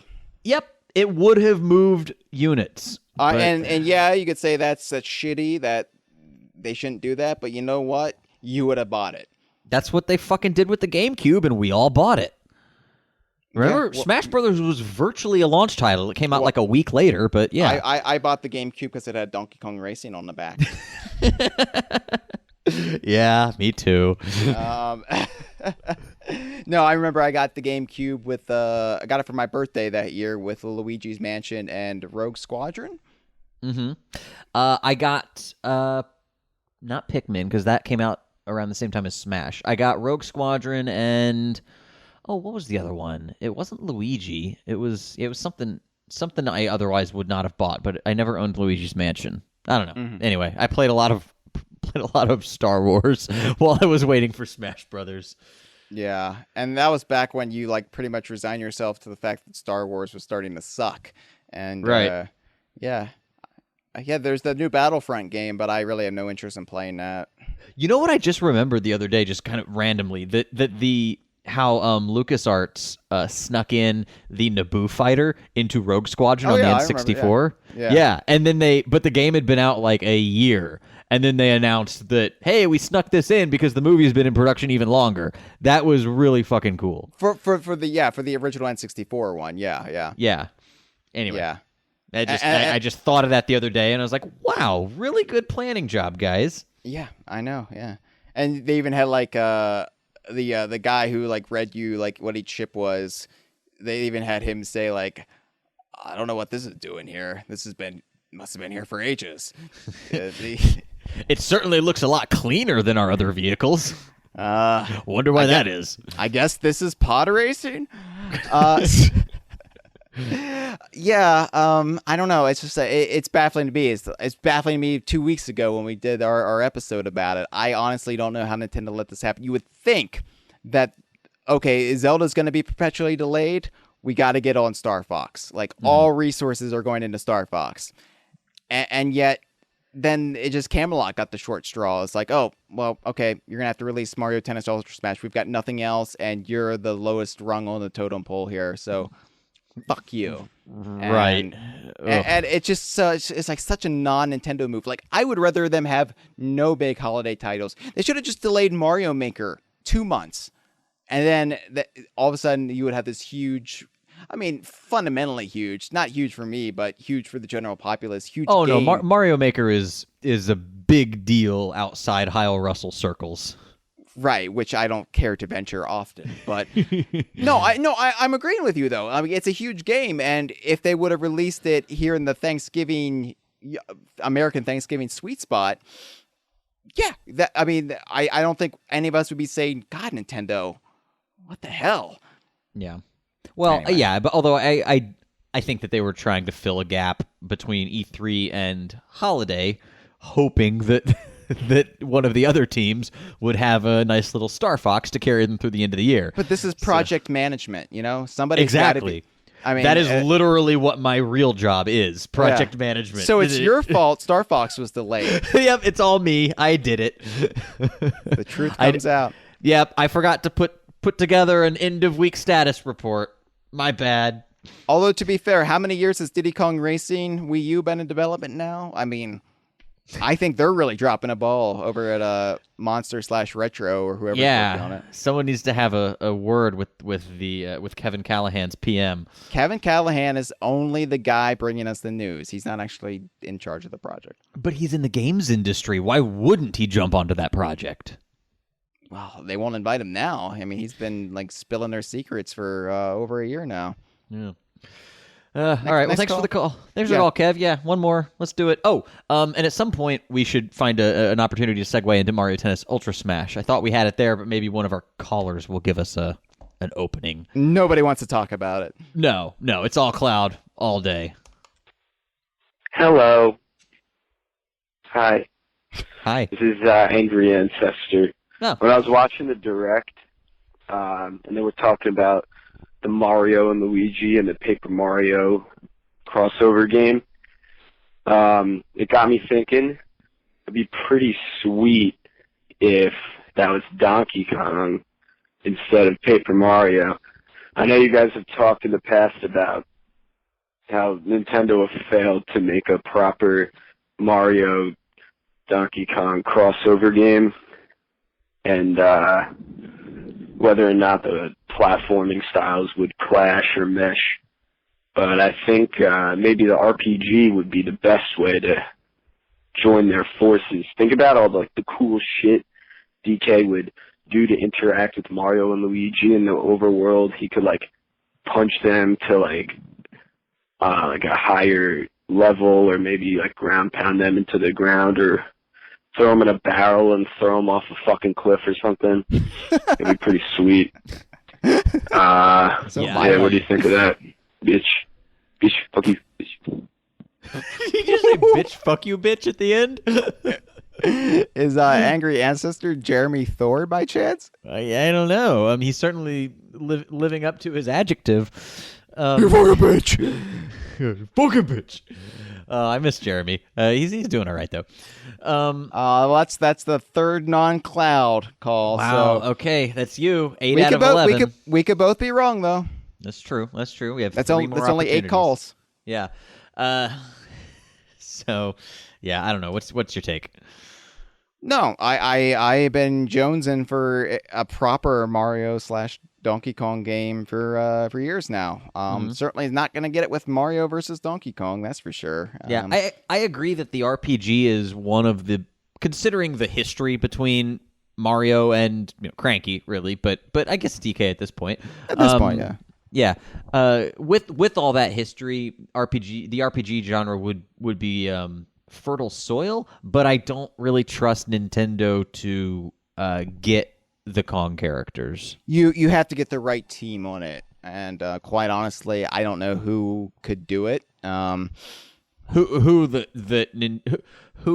would be able to develop for Nintendo? Because obviously there are people at Rare that could do it. Well, right, and Playtonic could theoretically do it, but they're very keen on doing their own thing, which is is obviously the better choice for them.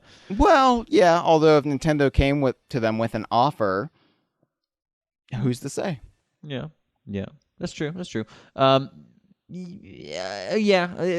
would kind of go against their mission statement from their Kickstarter, though. Yeah. Mission statements are one thing when they're a fledgling company, but if Nintendo came at them, now with they've big won bucks, 2 awards for being a fledgling company.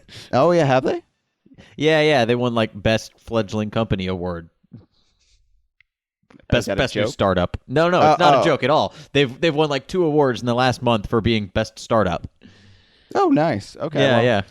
Well, yeah, I'm just saying, there's no guarantees. Ukulele's already a success, judging by Kickstarter goals, but they've still got to turn some sort of profits on it. I'm just saying, if Nintendo came at them with huge money, a huge sack of cash, and said, make us a Donkey Kong game, they'd be like, okay. Yeah, could be, or at least contribute to a Donkey Kong game because we don't understand the characters. I gotta say, one thing that bugs me about this mashup, this Paper Mario and Luigi game, is this notion that any divergent art style is now its own separate universe. I don't like it. I think it's a betrayal. It's adding too many alternate versions of characters. Betrayal. Yeah, I mean, look, Paper Mario, the series, has been lauded for being the Mario franchise, the Mario, spin-off Mario, the slice of Mario that's had the best character development, the best world building. And now guess what? That's not the real Mario. That's just some alternate universe jag-off. Yeah, but really, there's great world building in Ocarina of Time. It doesn't make Wind Waker any less fun. It's yeah. Okay. But I'm just saying, I don't like the idea that any graphical difference means separate universe. Are they going to come forward and say, "Hey, guess DK King of Swing wasn't your Donkey Kong? Fuck you." I think it's not only the art style, it's also the fact that there's a very different gameplay style. It's a completely different game. It just happens to be, look, Paper Mario is more like taking Doki Doki Panic and skinning it with Mario characters. It really is not a Mario game. It just has Mario characters and builds up that universe because it has the Mario license. And yet Doki Doki Panic gave us the greatest Mario game on the NES. There, I said it. Not a popular opinion. Look, Super Mario Brothers 2 is polling at 41%. I think that the people have spoken about what they want to see on the Nintendo Entertainment Systems. I don't call it a Famicom. It's not popular. I'm sorry, but I don't like systems immigrating into my country and stealing the jobs of good, hard-working Nintendos. Trump 2016. Then at the convention, Marco Rubio throws a turnip into his mouth.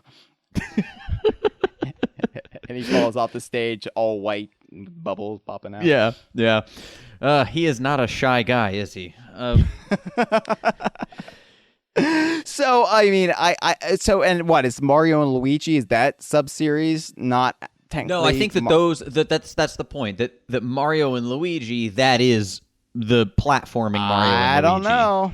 Really? You think it's a third one? We'll wait to see if Mario and Luigi Mario and Mario and Luigi get into the next Mario Kart, along with Paper Mario and Paper Luigi, and Baby Mario and Baby Luigi, and Metal Mario and I don't know, Platinum Luigi. Cyan, Aluminium, Baby, Wah, Mario and Luigi. Right. Elderly Mario. I'm waiting for that one. He's just on a rascal scooter. Yeah. Yeah, so far we've seen 2 of the 3 Riddle of the Sphinx Marios. He just rants about how he's going to vote for Ben Carson. I like someone my age. Ben Carson's one of the good ones. Oh, Jesus Christ. Yeah, that's what they say. Look, God. Really? I'm just repeating what I've heard. What they say. Who are you talking about? All elderly people now, Hyle? A lot of them. Who's they? Look, I'm just a man on the street, okay? I'm just coming back with the word of the people, and the word is ugly, but it's out there. You're just like a rapper in the 90s. It may sound objectionable, but you're just a reporter, man. Oh no, rap scares these people. They lock their car doors whenever they hear somebody playing the rap. The rap. All right, let's take another call. Yeah, let's do it. Hi, Chad. Hi, Hyle. It's Matt Jonas here, or Captain Neckbeard, of the forum. Hi. And first, I want to thank you for taking my call on Kongversation Live the other day. Hint, hint, plug Patreon. Hint, hint. If you haven't already. Thank you. Basically, I have one question for you. We saw on that most recent Nintendo Direct, Cloud from Final Fantasy VII is going to be making an appearance in Smash Brothers. Now, I don't care whether you like Final Fantasy VII or Cloud or not. That's irrelevant. You'll probably talk about it anyway on the show, but that's besides the point. Oh. What I wanted to say is that Cloud's appearance in Smash Brothers is very authentic to his appearance in Final Fantasy VII. He has access to his moves, his summons, and his limit breaks from the game. When you compare that to Donkey Kong and Diddy Kong's appearances in Smash, well, they leave a lot to be desired. They're barely faithful at all. So I want to know, besides obviously getting rid of that shit Final Smash, what would you do to make Donkey Kong and Diddy Kong's appearances in Smash a lot more authentic? Now, I'm going to count this as a Cloud call, because the discussion spins out of Cloud. It is. Okay. All right. So you're still good. Still in the game. Yep. Woo. So, yeah, what do you think? And I do agree here. Even with Ryu, as we talked about in the Nintendo episode 2 weeks ago, there are some crazy, control things that they did just for that character that emulate the Street Fighter playstyle. Well, but look, as I said earlier in the season, Sakurai doesn't hate Donkey Kong. He just doesn't care about Donkey Kong. And you can clearly see that in the choices. The moves are pretty much mostly invented for both Donkey and Diddy. At least Diddy utilizes a little bit from, at least inspired by Donkey Kong 64. But there's no assist trophies. The stages are always jungle based. There's really no thought put into really anything. Very superficial. Very superficial. Basically, Sakurai knows as much about Donkey Kong as I know about Final Fantasy. Arguably more, because you couldn't even identify the theme song from Final Fantasy, and nor could I. Okay. I knew who Cloud was. yeah, that's true. So there. But I think that back in when Donkey Kong especially was. When his moveset was established in the first Smash, granted, it's been tweaked now. He has his forward roll. But back then, there were a lot of liberties taken with characters' movesets, and they've sort of been grandfathered in, or rather solidified, or probably calcified, considering it's more of a negative, into those characters over the generations of Smash. And whereas the newcomers, there's a new philosophy with the movesets to be a little bit more creative, a little kind of off the beaten path, outside the box, pick your cliche, but that's something that is just a result. It's like a side effect of Donkey Kong coming earlier. Yeah, Donkey Kong always comes first. How would you update either of their movesets if you had the opportunity? I don't know if I would. I don't really care. I would change. I would give.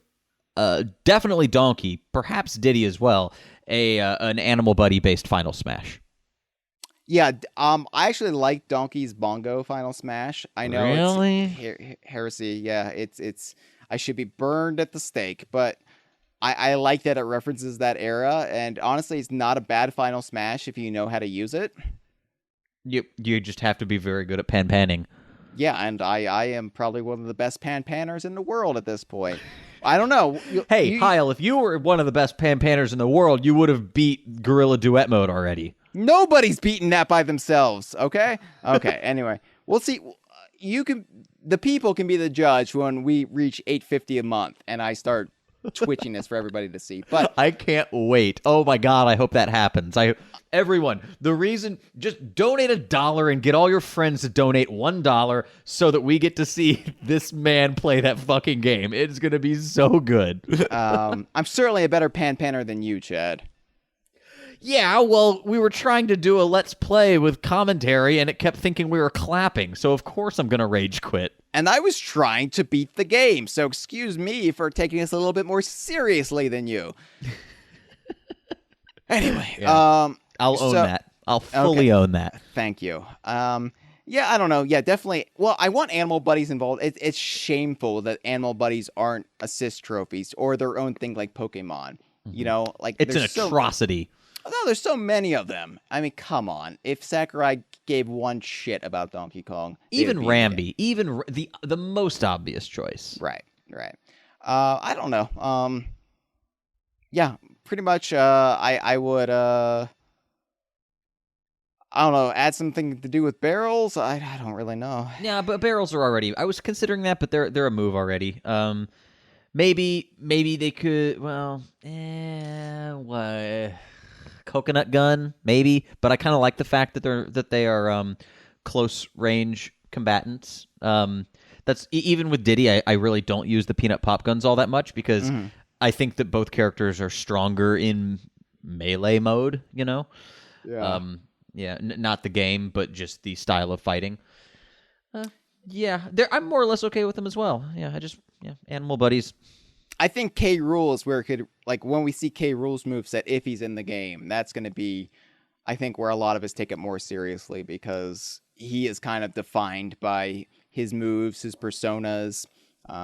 So I would really hope that they get something faithful in there. But as far as Donkey and Diddy, I think they're fluid enough, and I don't really associate them with, like, certain moves. I mean, Diddy has his cartwheel, Donkey has his roll, and they did incorporate his roll in this new Smash Brothers game. So, yeah.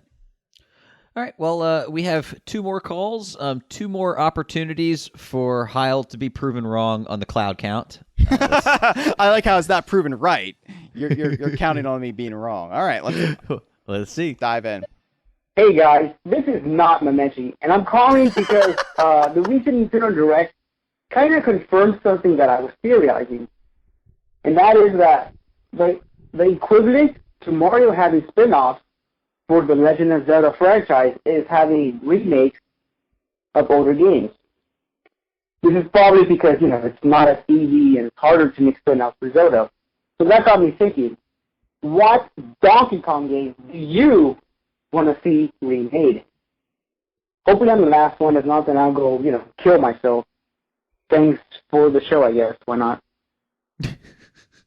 Thanks, why not? I guess if we're thanking people, I guess I'll thank you. So we have seen Donkey Kong games remade on the Game Boy Advance. Yeah. I honestly don't want to see any Donkey Kong games remade in this era of virtual consoles and whatnot.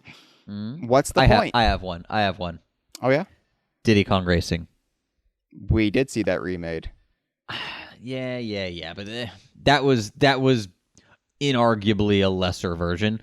Like I want to see a relatively faithful Diddy Kong Racing with online play and with really pretty graphics. Okay, I would just settle for a new one at this point. Okay, but we're not talking about new ones. Talking about ports. Okay. I'm just a little salty because that was the fourth non-cloud call, and we were both wrong. Yep. Wow. I thought it was. I really thought it was going to be a pretty overcast podcast. Lot of cloud cover. How about you? Is there anything you'd like to see ported? Honestly, I'm kind of burned out on ports in general. Give me something new. Make the original games available via the Virtual Console. Give me something new at retail. Well, we do have one new call. I guess we'll let that. I like how this one. They just identified themselves as not Mamechi, which is at this point a minority voice in the conversation. the silent majority. Yeah. To be, that term being appropriated in just a noble way is Richard Nixon. Right. All right. Let's let our final caller have the last word. Well, almost the last word. All right. What, this has been a file 2? Is that going to be the true last word? No, this has been some Mario Tennis Ultra Smash discussion. Oh, assuming assuming the final caller doesn't get to it. Okay. Well, let's take a listen. Hey, it's me again, Mamechi. Sorry, guys. I just had a second question because it just came up. I just remember how I thought about this. Do you guys think that Nintendo was kind of, what's the word? Corny with their directs? So, you guys remember during the direct, of course. There's all of a sudden a skit where, I don't remember what happened. Like the ghost of Iwata or something. What? Possess Bill and make him eat a bunch of donuts or something. And Reggie goes, "Boo!" She's like a stupid sitcom. So you fundamentally misread that. Do you guys think that Nintendo's kind of lame with their humor? Like, it sucks. It's not funny to make me smile. It just looks painfully cringeworthy. It's like when you watch the Rare guys have fun. Like, you guys saw the video called I forget what it's called. It's like the Halloween Rare video where Banjo, the guy in the banjo suit is like has a chainsaw and stuff, and he killed great males or something. But that video, that video is cheesy, it's corny, but it's funny. It's actually funny. Why is it that Rare can succeed at being hilariously, hilariously stupid, while Nintendo just looks stupid? That direct sucked. And I mean, I'm sorry, but Bill and Rachel, they literally have no talent whatsoever. I'm sorry. I'm sorry, Bill and Reggie, but I just had to say it. You listen to this, well, come get me, okay? Okay. And if Bill and Reggie actually let Donald Duck and put him in Smash, I'll forgive them. He hung up. He cut himself off when he got to Donald Duck. He's exercising self-control. Good for you, He's learning Mamechi. well. Yeah, he's learning well. Wow. People are getting violent in these calls. Scraps is killing extremists and come get me, Reggie. Jesus. No, I do agree though, and I think I have a reason why. Yeah, I don't mind the little comedic shorts so much, but the presenting style of maybe not so much Bill, but certainly Reggie is this very practiced and very plainly enunciated and he's very corporate, very PR. Corporate, yes. And he's a corporate guy. He comes from the corporate world. He's a corporate girl. That really would have been stronger if I had the Material Girl reference when I started the sentence, but alas. He snorted coke on Wall Street in the 80s with Charlie Sheen. Wait, Charlie Sheen wasn't in Wall Street, was he? Yeah, he was like the co-lead. Was he the guy? He was Michael Douglas's protege. Oh, okay. I just remember Michael Douglas from that. And then Martin Sheen played his father in Wall Street. Okay. Yeah, I guess it's been a really long time since I saw Wall Street. All I can think of is Wall Street Money Never Sleeps. Right, that was Shia LaBeouf. Right. Anyway, no, I think that it's really these are, or Reggie at least is a corporate personality, and he has that stilted way of delivering what should be fun information, and I think that's just permanently ingrained in him. I also think the sense of humor is sort of emblematic of the fact that Nintendo is a massive, giant, thousands of employees company. A lot more stuff is probably done by committee, whereas at Rare, they're just a bunch of sheep herders out in the country. There are far fewer people that need to water down any given joke, and that's to the strength of humor. I mean, the more people you try and cater to, the more you are undermining the basic tenets of comedy. It's very, very difficult to successfully play to a wide audience and still seem subversive somewhat, Yeah, that's just owing to Rare's size and agility as a small company, I think. Right. I mean, Rare is still under Microsoft's thumb, but they get away with a lot more. I mean, that's just. I get the impression that they're, at least as far as PR is concerned, until a game needs to be promoted, they're sort of left to their own devices. Oh yeah, absolutely. You're definitely seeing that this year more than ever under Microsoft. I mean, it's just like more than ever in the company's history, I would say. There's a lot of trust there. Yeah. It's very well placed. So yeah, you're never gonna see Bill Trinan get possessed by the ghost of Iwata and chase Reggie with a chainsaw and murder him. As much as we would all want to see that, of course. I mean, that would be hilarious. Obviously. My issue with it, and maybe this is where my cynicism comes in as far as these skits go, is I always feel like they're talking down to us. And maybe that's just me, but I always feel like, these idiots will lap it up, idiots.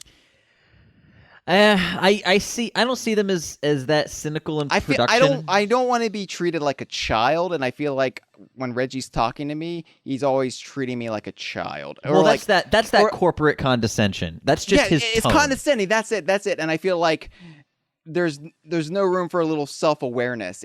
And they're self-aware to an extent, but it's always in that very safe corporate way. Like, see, we can poke fun at ourselves. We're just like you. Yeah, it's the kind of I wear a suit without a tie. Oh, I'm wacky. Yeah, it's almost as when they get to those moments, you can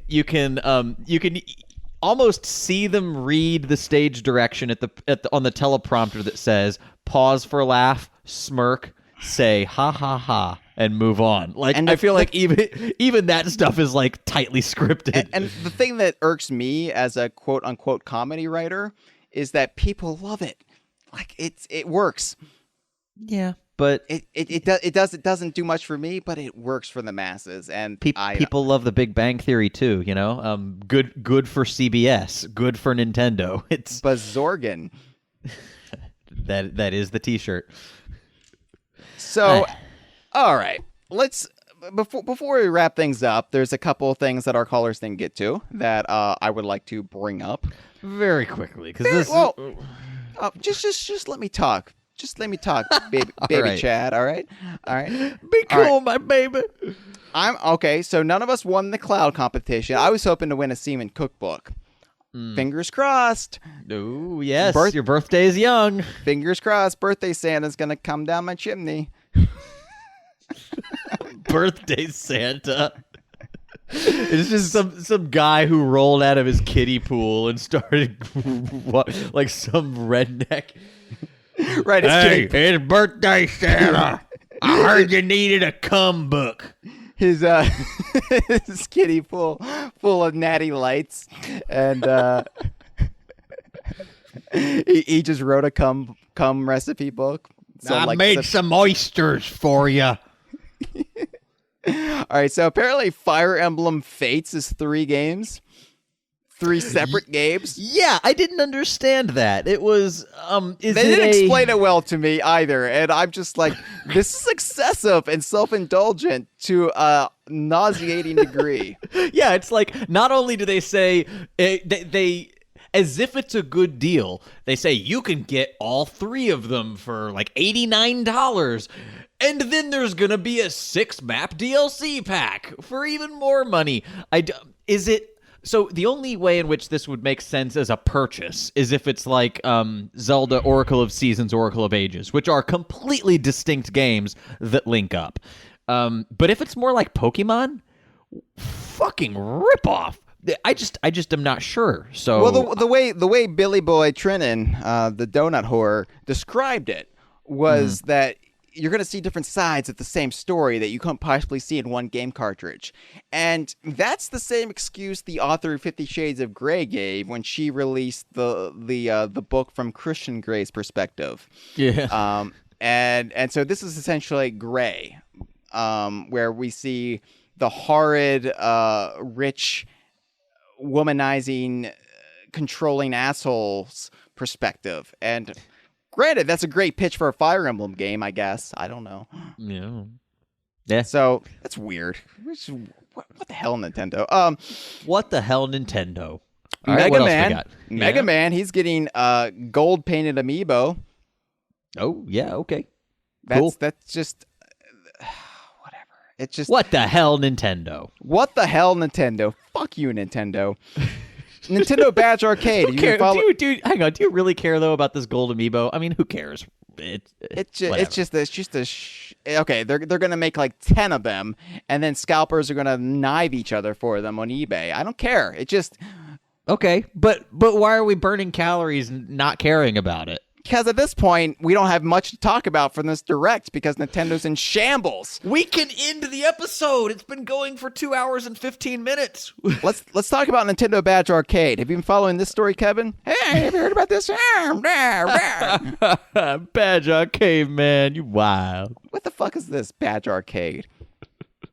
What is this? I don't know. I don't know, man. Apparently, there's microtransactions. You put money in, and you can win badges, and then you can decorate your 3DS. Now, that's the part that I just don't get at all, because basically what these 3DS decorations do, they make your game select screen. They make it more difficult to select games from your game select screen. It's basically turning your 3DS interface into Smash Brothers, where you have a horrible interface. It's like bedazzling your nipples. Nobody in polite society is going to see this anyway, and you're just making it harder on yourself. I mean, yes, really. Harder to tweak. Yes, people have been saying, oh, they added a couple Donkey Kong badges, but they're only going to be available for a couple of days. You guys better act now. I'm like, if this was the actual Donkey and Diddy, it would still be a horrible cash grab of a whatever it is, but there's no reason for us to care. They're just badges. Yeah, what the hell, Nintendo? What the hell? Just die, Nintendo! Die, Nintendo! What? All right, Mario Tennis Ultra Smash. Oh, Jesus. So they tried to pimp this during the Direct, and it to a big flaccid thud. And the reviews came out today because the review embargo is done. Everybody's coming out with the reviews. And Nintendo probably would have liked that embargo to exist until, say, right after Christmas. Probably 3 years from now. Yeah. Never review the game. Just let people buy it, please. So what's the actual Metacritic score? I checked this morning and it was 6.1. I don't know if it's dropped since then, but out of 100. Out of 10, but it's getting raked over the coals. Yeah, apparently, and this is, I mean, we've already talked about this game and the egregious lack of features and characters and anything that made Camelot's game so stellar in the past. Mm-hmm. But a new caveat was dropped today, and you can tell why Nintendo wasn't promoting this during the Direct. You cannot play online modes with your friends. What? So what are they? Are they just random? Like what the? What's the point? Yeah. What is this? Jesus Christ! What year is this? Look, I understand. That's the only context in which I would have even entertained getting this game. The only redeeming factor about this game would have been playing matches with my friends, with DK Viners. Now, no, unless we're there in person, you can't do it. Now, I love Camelot, and I know they wouldn't make such a shoddy slipshod product. And so the only explanation is they got the short straw. Nintendo forced them to release this because they needed some physical shelf space for the holidays. And Star Fox and Zelda were deemed too important to rush. This game was deemed expendable. But the problem is Mario Power Tennis was a fantastic game. It had all the bells and whistles. It had depth. It had variety. It had a lot of engaging gameplay modes. It had a kick-ass character roster. It was fun. It was just a love letter to fans, both Mario and Donkey Kong. This is nothing. This is crap. And it's a raging shit show. You're getting worked up. You're getting worked up, Russell. No, I'm done getting worked up about this. But here's the thing. You're not going to be getting a first impressions episode out of us because I'm not buying this right away. You will eventually have to, should you complete Donkey Konga 2. Yeah, I will. But you know what? If I get this anytime soon, it's gonna stay shrink wrapped because there's no point in playing it right now. Because have you been doing that? Or all these games that you haven't gotten to yet, are they still in their shrink wrapping? No, obviously I've been playing like the big ones. Yeah, but like the more obscure titles, you don't even open them. For the couple years I was away from DK Vine, yeah, I got some shrink wrap games here. Wow, that's impressive. Those actually could go for a pretty penny on eBay or Amazon. So could the rare fan pack, but I'm not going to do that. I think it's a little different selling a rare fan pack than like Minecraft Xbox edition. Okay, my point is. We've already touched upon this. I just can't believe Nintendo would be willing to put such a horrible product out there with their name on it. You say, Nintendo cares about quality. Well, clearly they don't.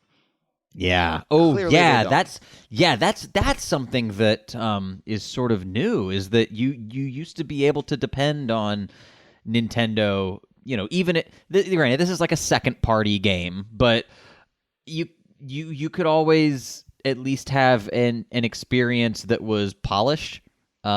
This is not that, and it's a little bit of a portent of future doom. I hope they can right the ship. They're never gonna port this. Oh, porting. Okay, sorry.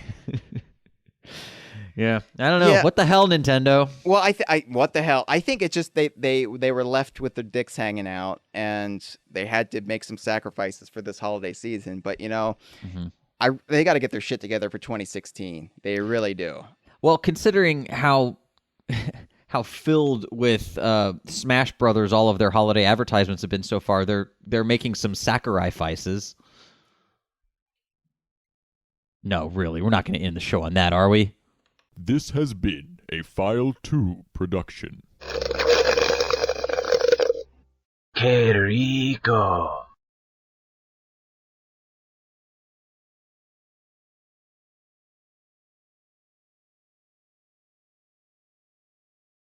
I never could be any other way.